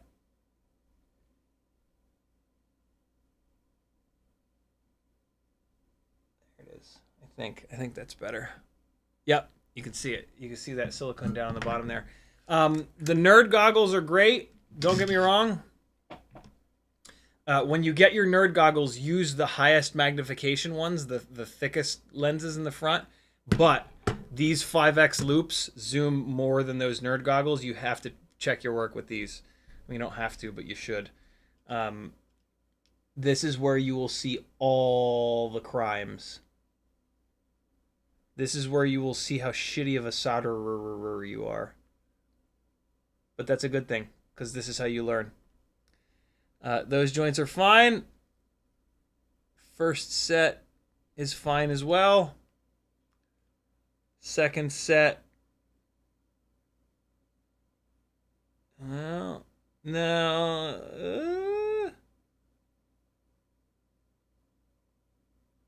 Second set's got a little problem. The silicone is sitting up on the a little bit too close in the one pad. Can I get this any closer? You see it? See how that silicone is a little too far up on the left, the leftmost one? We're gonna fix that.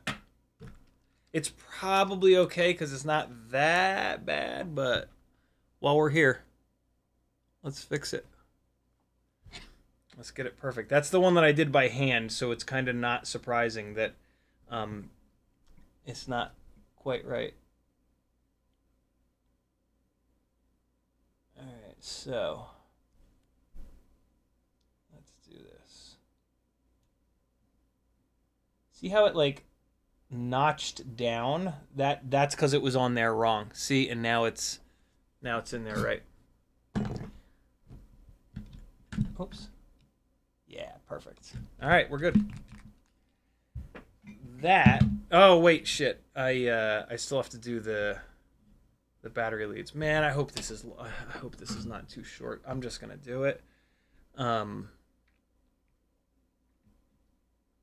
am just gonna blast through this real quick and drop it into the frame, and we'll see in a hurry if it's too short. Boy, I hope it's not.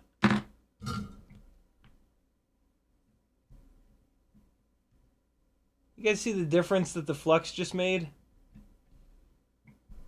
That is like the magic of flux 101 right there.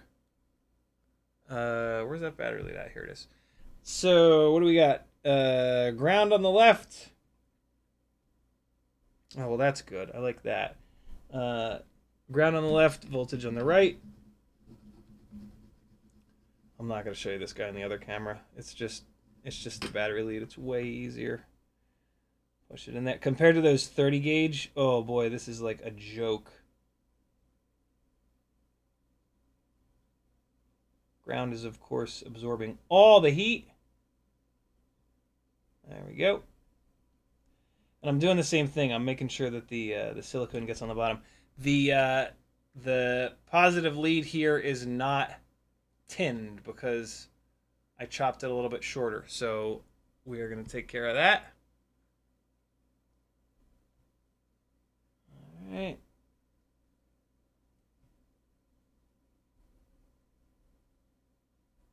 Okay.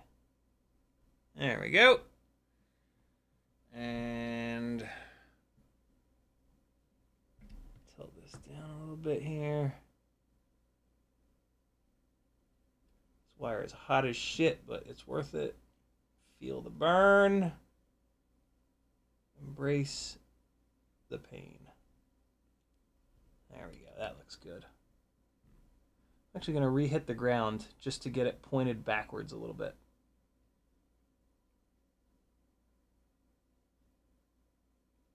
Much better. And I'm going to do the same thing with the voltage. Oh, nope. Silicone moved a little too far. There we go. That's the stuff. I always like to angle these, angle the battery leads back a little bit. Man, these nerd goggles are fucking nerdy. There's no way to make that shit look cool. LOL, the Kiddison says, does the little eyeball magnifier work with the webcam? Kinda, sorta. I've done that before. It's not great, but if I lock, oh boy, that looks fucking awful. Oh, it's because the I have to actually put it onto autofocus because otherwise it's gonna focus on the lens itself. That was funny. It's called a 5x loop, L-O-U-P-E. So if I flip this back into autofocus, then the camera just basically thinks that it's my lens.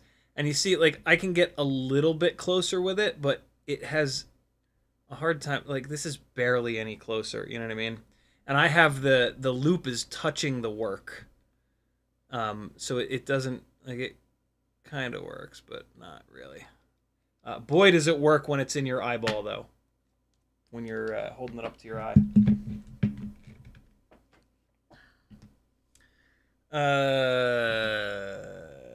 All right. That's everything. Let's see if the battery lead is too short, and if I have to, and if I just created a bunch more work for myself. Drop it through. Drop the motors through. Okay. There we go. Put these other two rubber grommets back on that I took off. There's one. There is two. Does anybody have a Mob6 2024 that they've been beating the living shit out of that's just not, that just won't die?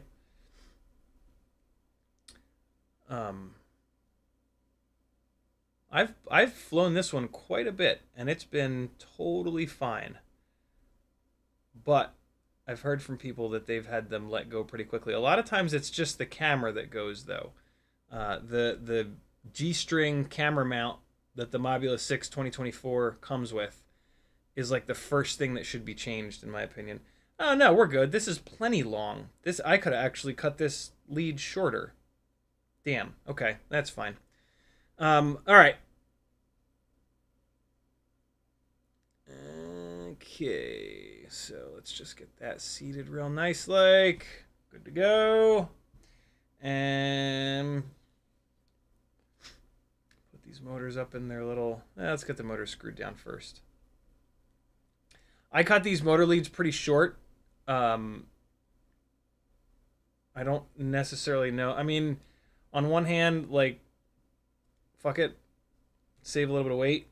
But on the other hand, if you cut them this short and then you want to use these on a frame that has the motors clocked in a different direction, or like, I don't know, you're just taking sort of chances, you can always replace the motor wires. These Happy Model motors have PCBs on them, but, you know, that's such a waste of time. So yeah, I don't know. Don't cut them super, super, super. I didn't cut them like so short that I won't be able to... No, yeah, that's pretty short. I did cut these pretty short. Different AIOs will have the motor pads in different locations, and that can kind of screw you. If you switch to a different... If you cut them really short and that AIO has those motor pads really close, you try to put them onto another AIO that's got like the pads spaced out more. That might actually be what's going on right here. I cut these the perfect length for the Air, the Meteor Air 5-in-1. And then on this Mob6 2024, the pads are just in a slightly different position. So yeah, I would not have cut these this short. Yeah, these cannot be any shorter. These are absolute minimum length. But hey, we're cutting the weight down as much as we possibly can. I'm actually interested to see what this weighs with these motors on it. I should have weighed it before. There is a live stream somewhere where I've weighed this thing. I want to say it was 16.6 grams. It was 16.4 with the ultralight whip antenna, the same ones that I have on my Etsy store. But then I put the ORT micro V on it and it gained 0.2 of a gram. So I'm pretty sure this was 16.6. I'm going to assume that with these thicker motor shafts, it's going to go up to 16.8, which is fine. We're still sub 17. That's pretty cool. This is the version 1 Mob6 2024. Oh boy, these wires are bordering on being too short. That's okay. The AIO will come down a little bit when I tighten the screws up. Man, I don't like these wires being this short. This is a little worrying. We'll be all right though, maybe.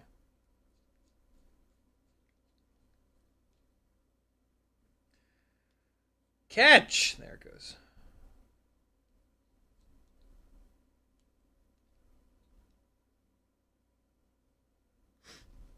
Hold on. There we go. That's better. All right. Motors are bolted down. We just got to throw the antenna through the canopy, which is always interesting. Actually, the next thing that you want to do is free spin these motors by hand. The light AF frame, you need to open, for happy model motors, you need to open up the holes. Let me show you. So I use a drill bit. I want to say it's 9/64, but do not quote me on that. You just want to open these holes up a little tiny bit.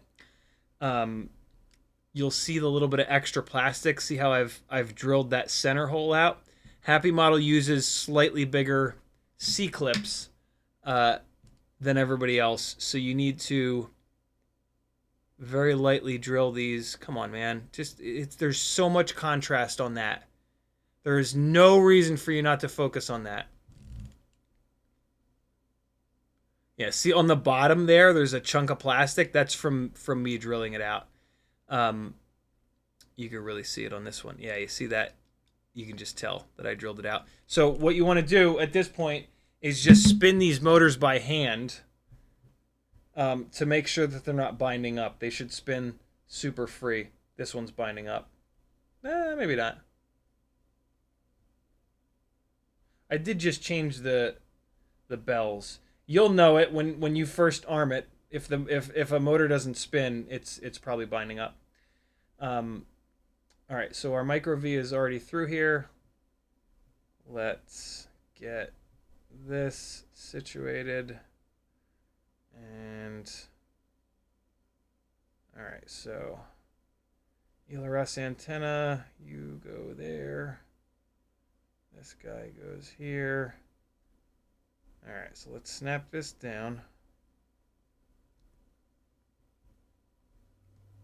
There we go.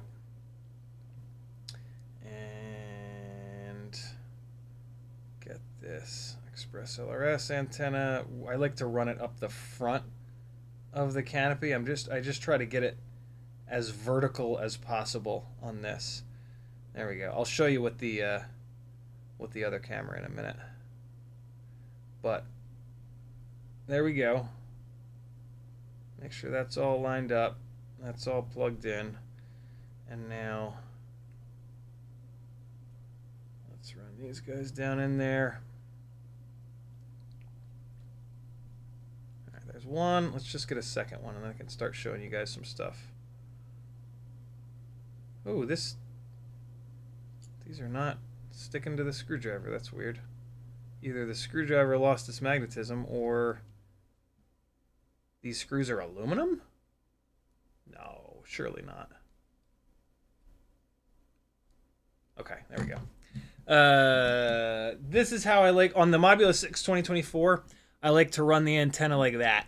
I'm just trying to get the antenna as vertical as I possibly can. That's not totally how I want it. It's just a matter of like feeding it upwards as much as possible. Just to give... The VTX antenna is all like loud and proud and up there. The only problem with putting this antenna like this is it can, every once in a while, it'll go up in front of the lens. So I try to like push it back, like back and in. You see that? And see, now it's all up in there. And you can also kind of like put a little angle on it here. That'll, a little bend in it. That'll kind of help that. Doesn't happen often, but yeah, there you go. 2 more screws.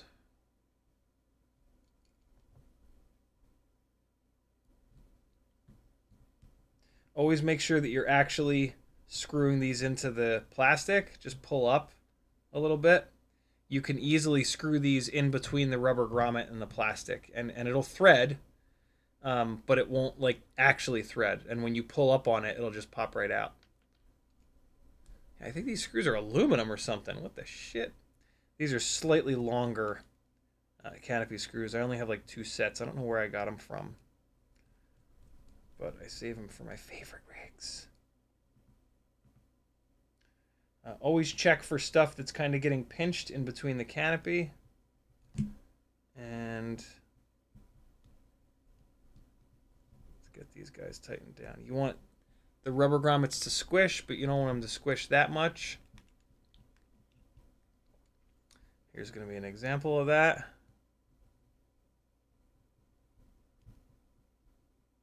See how it's starting to bow out down there? That's what you want. You want it to start to bow out, but you don't want it to like completely be a nightmare.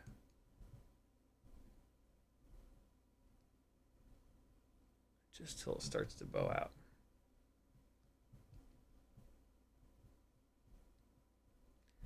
And then, if you're running these taller grommets like this, what you need to do is look at it front on to make sure that one side is not higher than the other, because you will fly terrible if your camera is not dead-ass level. So just like hold it up to your eyeballs, and you can sort of hold it. So what I do is I try to draw a line between the frame and... All right, so this is hard to do. So you want to draw a line. See that? See how the left side is too low? See that? I'm using the top of the ducts to connect with that side, that left side, the bottom part of the canopy, and you can see that the left side's too low. So now you're gonna go on the right side. You got to do this on all the double stack builds. This is really important. So now we crank that right one a little bit tighter. And then we do it again. And let me just take a quick look, because it looks like I'm starting to really smush the right grommet, but the left grommet doesn't look as smushed. The double stack builds, it's really important. Yeah, no, the grommets are both kind of smushed. So I'm going to back the left one off a little bit, and that should take care of it. There we go. Now it's even. Cool. You could also do it by the top of the canopy. Now it looks like the left side is up a little bit too high. So we will compromise and just do a little half turn. And that's close enough. Don't go crazy. But like, you can have this. You can have the one side screwed way down and the other side not screwed down. And like, it's, if this is level, it'll be like that. Like, it does make a difference. But get it close enough and you should be all right. Nate Adams says, the 5X loop is unavailable from B&L. Should I go with a 10X or 5X from a different brand? I think I have a link to a 5X loop in the description, but I thought you could just go to Amazon and find it. L-O-U-P-E, that's the key. Yeah, there you go. I mean, these are slightly different. but I mean they're similar enough. Look at this, 5, 10, holy shit, 15 and 20. Oh my god. This is pretty close. This little part here is what allows you to squint and keep it in your eye, which is super nice. It's yeah. Any of these will work. That's interesting. 5, 10, 15, and 20. I can't imagine how horrible my soldering would look under a 20x loop. There it is. That's all put together. We got that fancy battery lead on it. Lord only knows what direction these motors are going to be spinning in, but I'm just going to throw the props on. Ooh, let's see how these 1.5 millimeter 1210 props fit. Ooh, that's a little tight. Yeah, that's getting a little too tight there. Okay, so the regular 1 millimeter shaft 1210s are perfect. You do not need to drill them out. These ones, in my opinion, and I'll try another one, but I think you need to drill these out. Yeah, it's up towards the top that they get a little bit tighter there. So this is one that I'm just... This is actually a reamer here. If you can find one. Let's see how that is now. It was totally fine until like the top little bit of engagement. Then it got really difficult, and I almost just slammed it. Yep, nope, that's perfect. Yeah, it's just the top part that starts to get... let's try another one. Let's see here. Nope. Yeah, it gets a little too tight up towards the top part, in my opinion. Drill them out. Drill them out, friends. Save yourself. I can tell because when I run the reamer down them, it just drops. Oh, fucker, come on. It just drops onto the reamer with like no resistance, but then it stops. They've necked the hole in the middle down a little bit towards the top, which I kind of like. I kind of dig them doing that. But yeah, it's a little bit too tight in my opinion. Remember, these 1.5 millimeter motor shafts are not going to be any stronger in their connection with the motor bell. So don't think that just because the 1.5 mil shaft up above the bell is there, that the motor is going to be any more durable from you smashing the props on. It's more durable from bending, for sure, but it's not any stronger in this or this direction, right? Got me? This one's actually a little tight. I'm not going to do it. I was just about to hammer it down, but don't do it. Hit it again.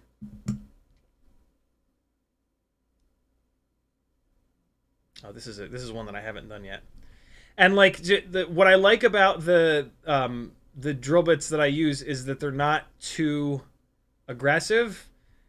I actually would prefer having to go back and do it again like this than to have something that is like if you were to get a 1 millimeter drill bit, it'll still work, but you're gonna have to be really careful with it. This 0.99, and then I don't actually know. I think this is 1.48, but the 1.49 works too. You just got to be a little bit more careful. And to get a little bit more, you just kind of like move it around, move it in different directions, and that gives it as you're spinning it, and that just removes that little bit of extra material. So let's see how this is now.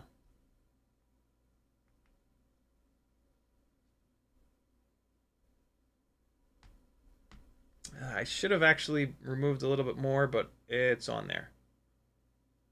Well, it's not all the way on. They might have made the hubs a little bit more narrow. That's interesting. A little bit shorter, top to bottom. I don't hate that, to be honest. I'm going to hit both of these again. Kind of side load it a little bit. That'll remove a little bit of extra material.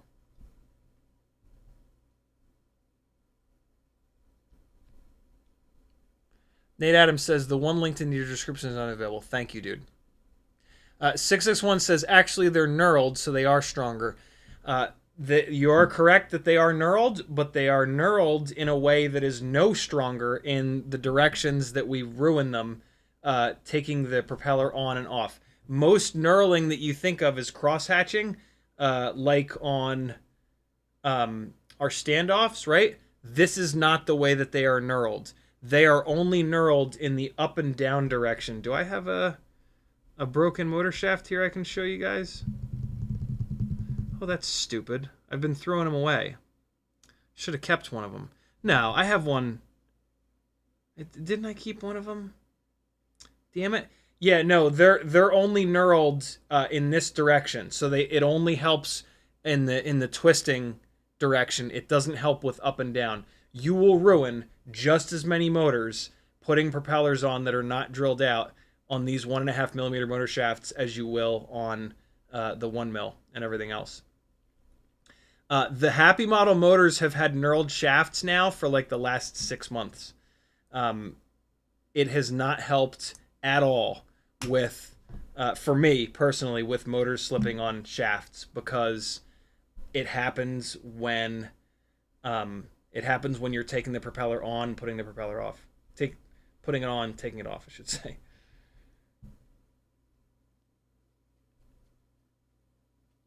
All right. That should be enough.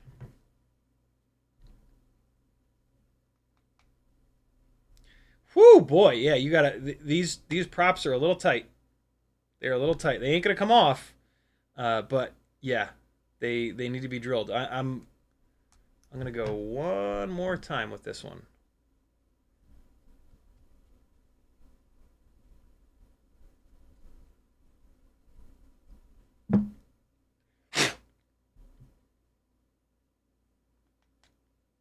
Man, that's still, like, I'm still pushing on that more than I want to.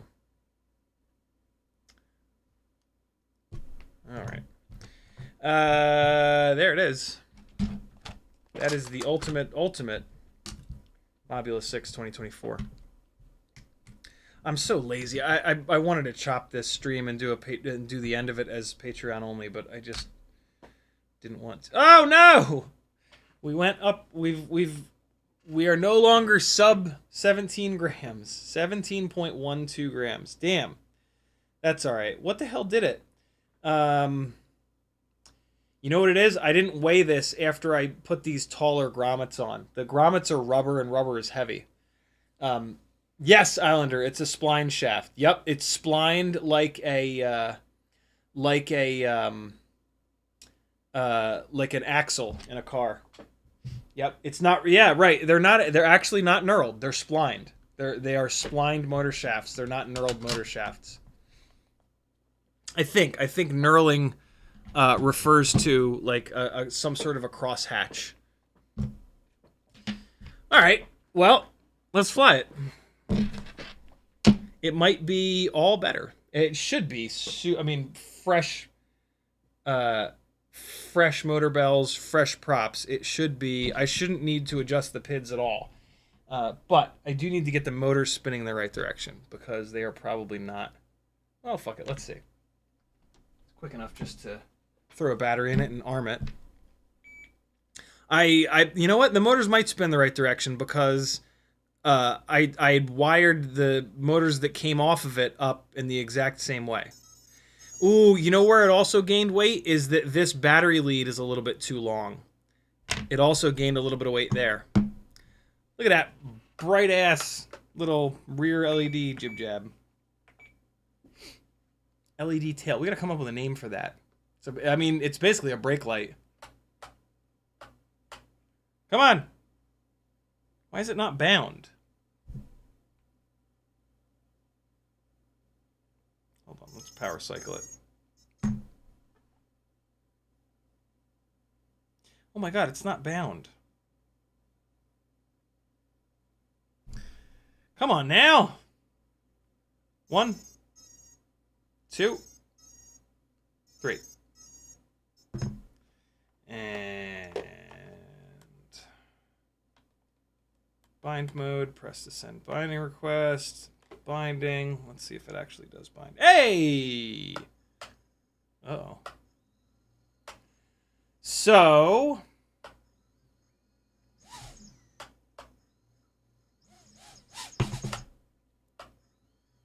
either... okay, look at that.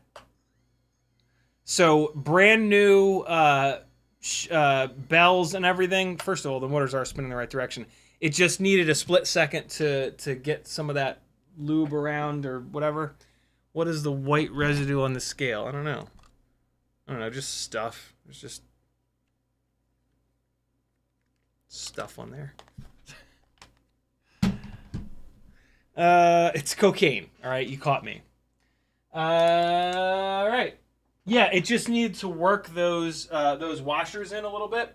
Also, remember that the motors, the bell and the motor shaft have a little bit of movement in the stator up and down. And when you first put them in there, they could be like sitting down, and then once you spin it, it'll kind of pop up a little bit. Let's see, yo. Ooh, this is exciting, man. I don't think there's any motor limiting on this right now, so this is going to be the full 40,000 kV. Oh, boy. Okay, so this has PIDs on it from 28,000 kV motors, and now I've got 40,000s on it. Let's fix that. That's a bit much.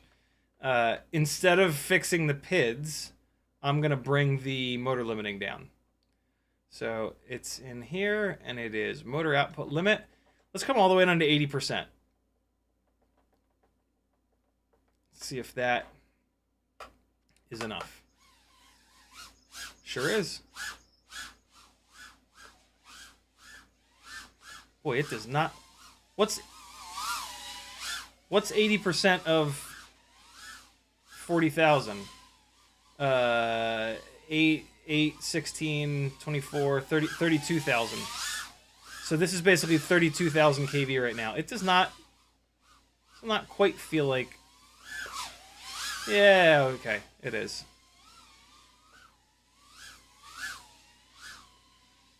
But this is not what anybody wants to see. Nobody wants to see low kV. I was mainly just curious doing that.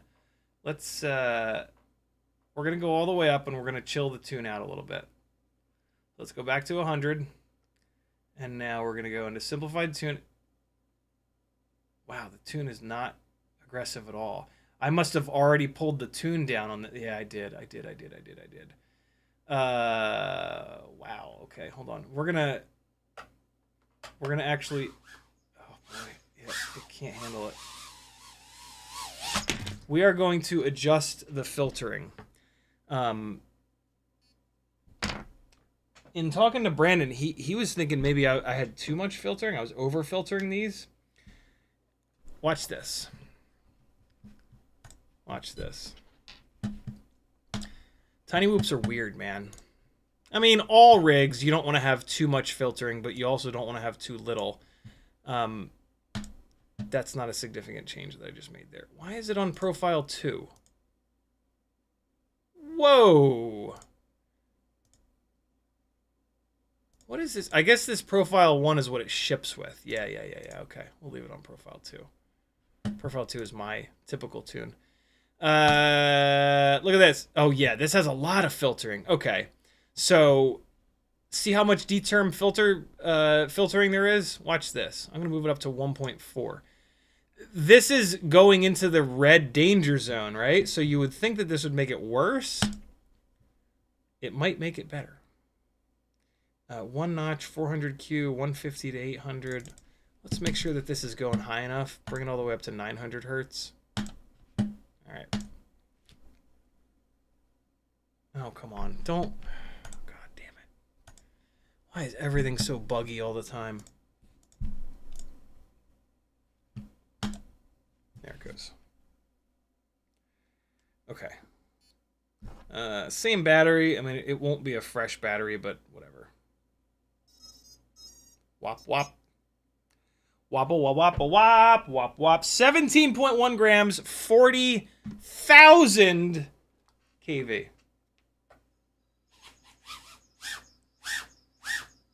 All better.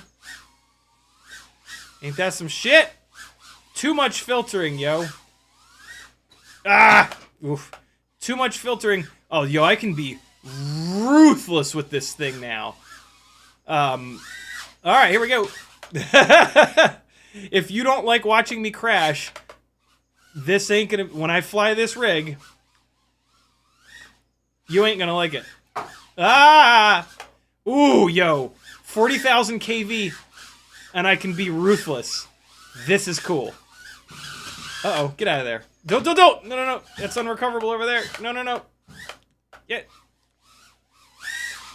Woo! 40,000 kV, motherfuckers! Ah! I did not have that lined up. I don't know why I went for that. Woo! My God! It's been a little bit since I flew the 40,000s. Where's the ooh, wow, okay. That's some low voltage there. All right, ignore that runtime. We were doing things. Here we go. Here we go. Flying a full battery. 40,000 kV, potentially indestructible rig right here.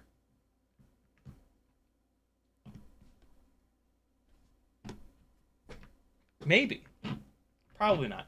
These are older batteries too. I can't wait to run this on some of the fresh batteries that I've got. But these are what I have charged, so let's do it. Ooh!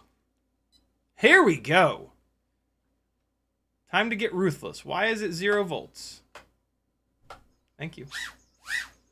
Ooh, this feels better. This battery feels much better. Wow, okay, it's... oh, God. Oh, that was a big hit. Holy, how did it get so much elevation? Oh, God. Oh, boy. Hey. Woo! Yo, yeah, okay. I'm glad I did this now. Woohoo! Shit! Yo! I can just blip. I can blip the throttle as fast as my little fingies will go. And it's, like, kind of the perfect... What? What? Why? What world are we living in? It must be stuck next to something. Teddy, why can't you help me? Oh, yeah, it's stuck under the wheel. Ooh. Ooh, boy. I forgot how absolutely insane woo! 40,000 kV motors are. Hold on, let me fix the hover point. Sorry, the throttle expo. It is dialed in for 28,000 kV motors. So we are cruising around at roughly 25. Let's try 25. It's always a two-step process. Profile rate up to go down. Yeah, that's way too high. I'm gonna take a guess that 28 is the right amount. I don't have a lot of throttle. This little dog just moseys on up. 20, 25, 27, 26, 27. This is me just looking at the throttle numbers on the right there. 27, 28, 29, 25, 26. But I fly this thing fast, so I might...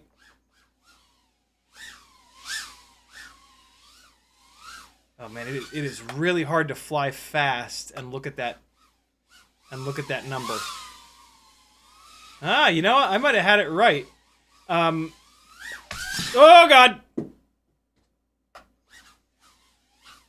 Jesus Christ, the yaw is outrageous. Woo. Ah!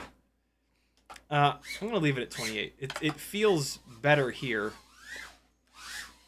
than it did a minute ago. Ah!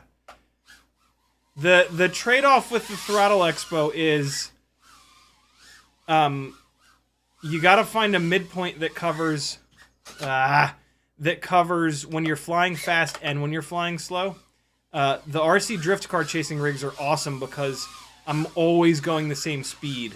So I can be really aggressive with the throttle expo, which really helps elevation management. Hey, this is hard to fly, boy. 17 grams with 40,000 kV. Look how it just stops, man. That's the most impressive thing to me with these high power rigs, is how you can just freeze the damn things, regardless of like how fast you're going. Oh, I hit myself in the back of the head hard. Oh, fuck. Yo, that hurt. Jesus. Antenna's still plugged in. All is right with the world. We good. Damn, dude, that hit me in the back of the neck like a ton of bricks. Jesus. Let me see if I can actually get a little bit more PID gain out of it. It's almost there, but just not quite. Let's just see if I can go one little notch farther. But first,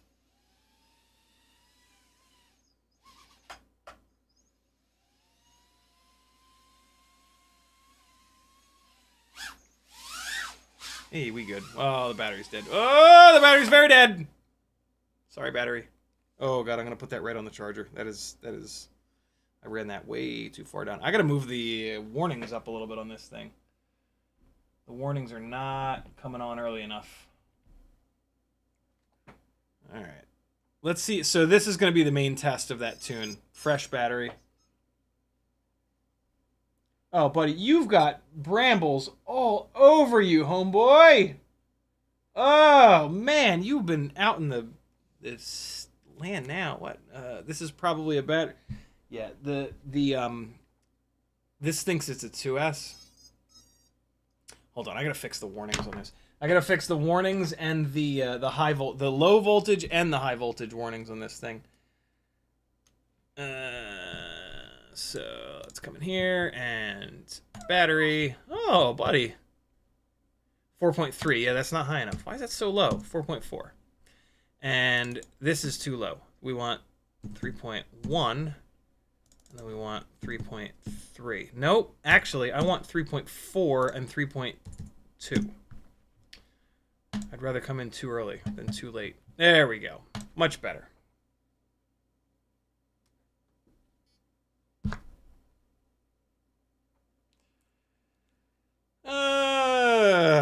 Buddy boy, you're splooting. He's a splooter, this dog.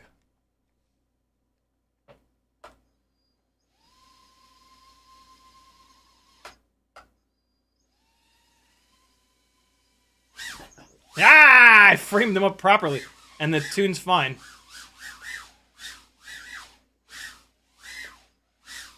There's still a little hit. There's still a little hit of prop wash. See it there? You guys might not be able to see it. Woo! And the tune is now on the limit. I cannot push this tune any further without dialing the filters in a little bit better. Hopefully nothing broke. Looks like I just knocked him over. Woo! My God. Oh, Teddy. You almost got beat up. Okay, it is hard. Let me see what it's like. Whoa, sorry, buddy boy. This is the hazards of hanging out with quads. He just tried to bite it. I heard him.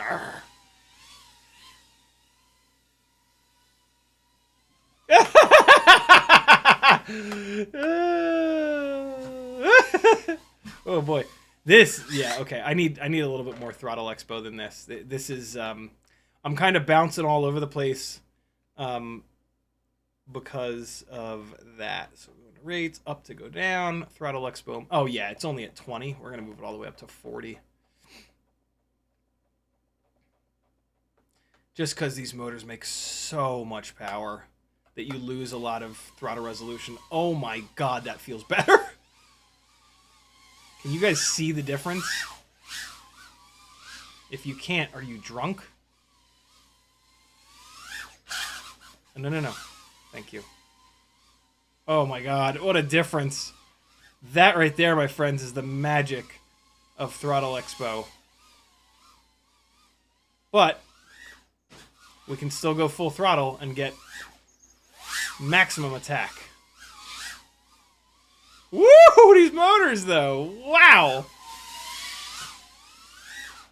Oh, that was a big one. Ah, get out of there. Stop it. Woo!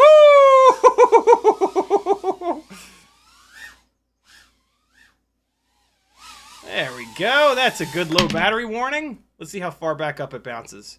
Might be a little bit early. 2 minutes and 12. Yeah, I might have that a little too high. Nah, it's bouncing back up. 3.7. Again, these are older batteries. On fresh batteries, you should get just about 3 minutes. Let's keep going. Fuzzy boy, what's fuzzing? Fuzzy fuzz bag. What's shaking, Fuzzy? Whoa! All right, so that battery's a little too fresh. Uh-oh. Uh-oh.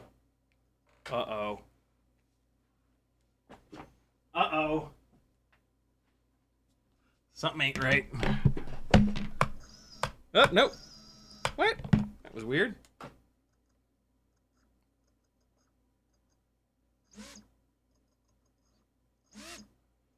Sometimes turtle mode does this. I don't... Oh, man, this tune is on the edge. I wish I could go... Does anybody happen to know if Betaflight 4.4 had elrs 3.0, or is it only 4.5? Whoa, okay.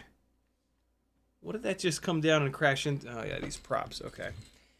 Yeah, so that tune's a bit too much for a fresh battery. Let's back that off a little bit. I'm really thinking about backdating this software-wise. Because, yeah, none of these rigs fly as good as they did. Oh, man, this tune is still on the edge. That might be what's hurting the runtime, too. What's so weird is that, like, apparently they didn't change anything with the PID calculations or the filtering in Betaflight 4.5. But, like I said earlier, at least 4 rigs, maybe more, flew significantly better. I mean, they had no prop wash ever. And the values were much higher. I was able to just run higher PID values, which would explain why they flew better.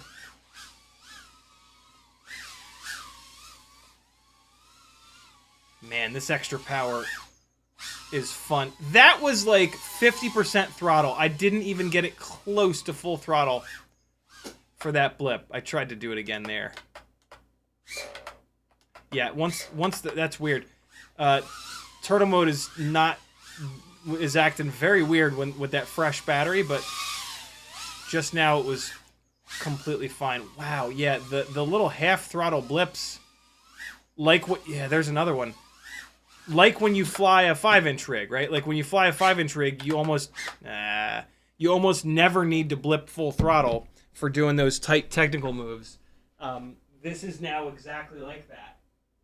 And that's cool. That's a good thing, for sure. Teddy, get out of there. Yeah, Teddy, don't eat it. Don't eat Tiny Whoops, buddy. They're not delicious.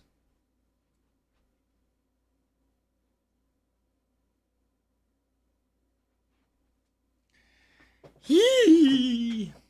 Spaceman Spiff says 4.4.3 is ELRS 3. Ooh, alright, I'm going to be backdating these motherfuckers.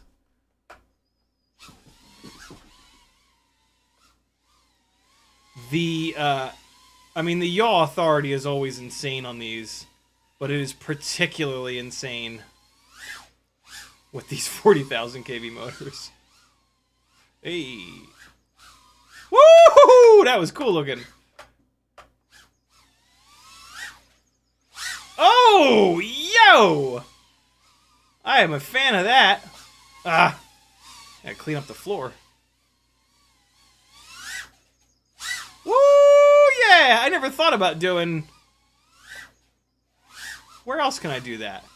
What's a good... Ooh! Watch this. Oh! Ooh. Whoo! I am... Okay. A new move has arrived. 2 minutes and 40. That's a little bit better. Let's keep going now. Let's keep smashing through batteries, because if you fly 6 batteries a day, you'll get awesome.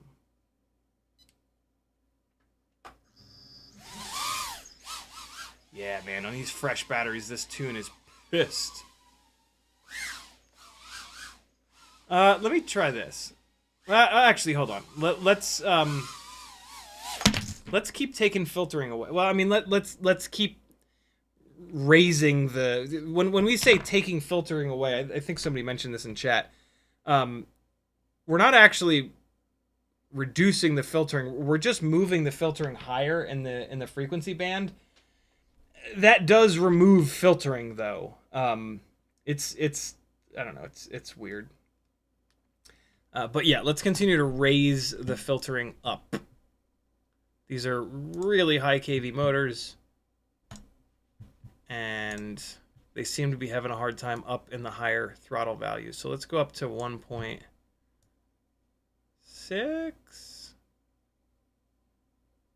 Just kind of looking at the numbers. Well, you know, I guess it is removing filtering, because there... Oh, no, it moves the max... Yeah, there is a max cutoff, and the max cutoff is going up as I do this. Yeah, so it's shifting the... filtering that happens in the higher frequency band is less CPU intensive, too. So that's kind of why... that's probably why we say removing reducing filtering, rather than shifting the filtering upwards. I don't know. It's kind of a 6 in one, half a dozen in the other situation. Let's see if that gets this thing a little bit more dialed. At some point, it'll hurt. At some point, it'll make the situation worse. And without black box, this is how you figure that out. You make the change, you fly it, and you listen. And you listen for oscillations. Woo, God! I couldn't decide if I wanted to go into the cube or out of it. Oh, I thought it was going to fall right in there all nice like. Ah! Chickened out. Ah! Oh my God. It's so nice to be able to just give like a super quick throttle stab and have it... Can you guys hear that? Like, here, let me shut up. Ready? Listen. Oh, I didn't give it enough. No, I gave it too much. Listen, ready? It's like I'm just blipping. I mean, you could probably see it in the throttle readout. It's just like 100% zero, like instantaneous. Oh, come on now, Teddy. I'm feeling like. There you go. See that? It's just like zero. You need to spend zero amount of time at 100% throttle. Ah!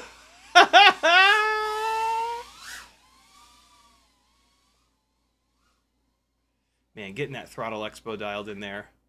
What a difference. Wow.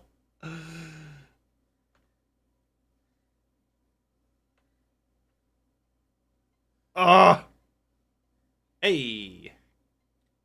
Ooh, ooh. I don't want to crash up here. It's awful late.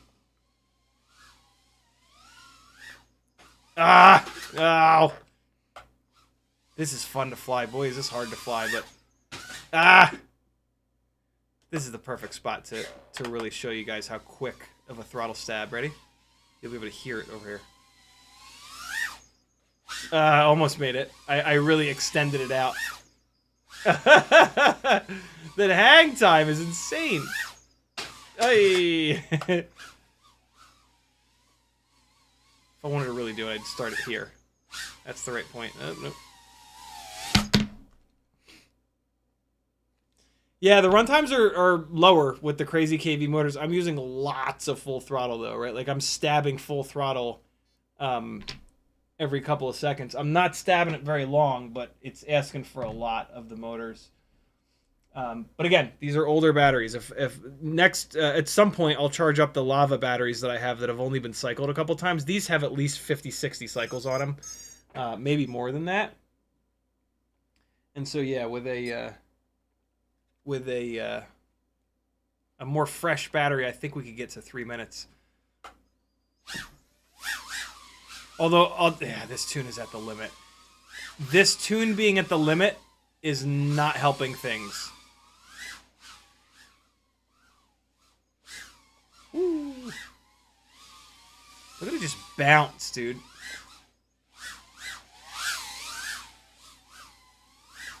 Ah!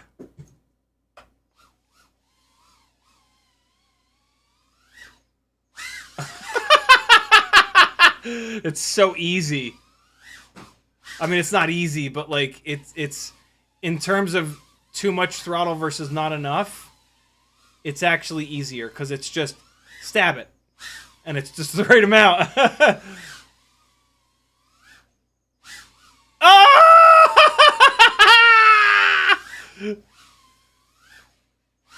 Oh, yo, your boy just caught fire. Oh shit, I've never done that before. It went through the two. I'll never be able to do that again. I just did it again. How is that not impossible to do? Hey, hey, hey, hey, hey, hey, oh, hey, hey, oh, oh, hey, oh, whoa. Okay, so I think why this thing is all of a sudden this like wall climb to dive thing. I think why I'm able to do this all of a sudden is because I can blip the throttle so quickly to get that upward momentum that it gives me extra time to let it hang. That is fucking cool. I like that a lot. Ah. Oh, the fucking hang time, yo. The hang time is outrageous. All I'm doing is throwing this around, too. I'm not, like, usually I have a little bit better of a mix of, like, doing some of this stuff, and this is where the runtime will get really good. Like, I can probably just do this for the next minute. Let's see.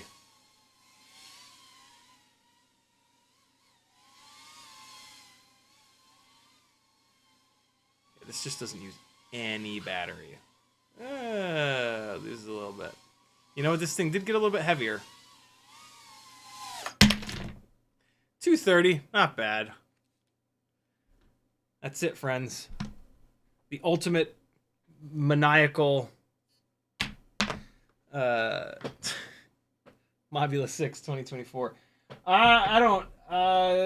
This is a lot. This is really hard to fly. If you're gonna fly outside, though, this would be super fun. But man, the run times are gonna get awful short outside. So don't expect your batteries to last a ton of cycles if you're gonna fly this outside.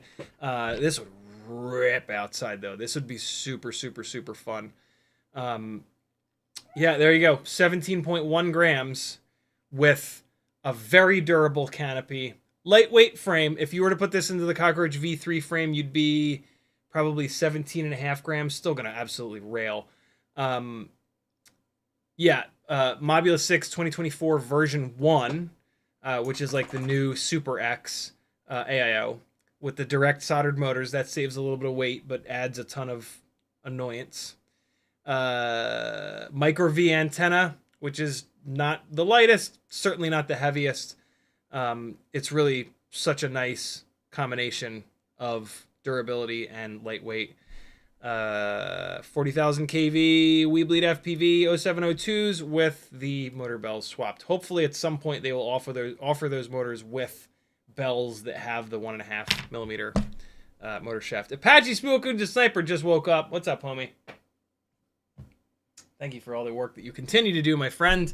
Rewind a little bit. I just flew this thing. It's a riot. Let me get a little bit caught up on chat, and then we shall get up out of here. Islander FPV says they make nerd goggles that hold jeweler's loops too if you don't like pirate pinching it in your eye. Nice. Nate Adams says the 5X loop. We got that. Denzel the Turbo says, we got that.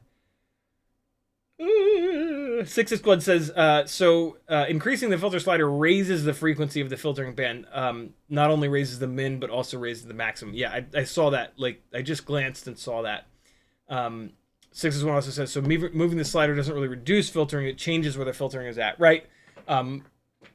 My suspicion is that we say that it reduces filtering because it eases the load on the CPU. But, yeah. Although, you know, back in the day, I don't think it moved the maximum. I don't think there was always a max. So back in previous generations, it would reduce filtering because it would just, the max was set and then the minimum would go here, and that is reducing the filtering. So yeah, maybe that's, I wonder if that's what's changed between 4.4 and 4.5. I'm gonna flash some stuff back to 4.4.3 to see if it gets any better.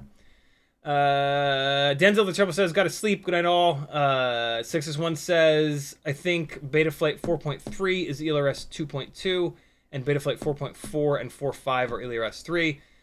Spaceman Spiff confirming 4.4.3 is elrs 3 and more stable than 4.5 to me. That's interesting. 6S1 skipped 4.4 and went straight from 4.3 to 4.5 on everything. Do you have any problem? Did you have any problems? You would only have problems if you had your tunes on like the Razor's Edge already. Spaceman Spiff also says, I have a lot of issues with turtle mode sticking on 4.5. Interesting. I'm not liking 4.5 at the moment. Apache Smoke says, hello, and there we go. Be good, friends. I'll see you on Friday at 7 o'clock, CiottiFPV.com. Jump onto the Patreon. You're going to love it. It's the only way that I can continue to do this full time. And it's just been great. 6S1's had zero problems with 4.5. Cool. Here's some random flying. I don't know. I really wish I really wish that the HD0 goggles had recorded the goddamn flying from Patrick's last night. Because it was very cool. And we were doing some crazy, he had his projector on and I was plugged into them in the goggles and it was doing some super trippy stuff. So we're just gonna have to do it again. Love you, bye! See you guys Friday.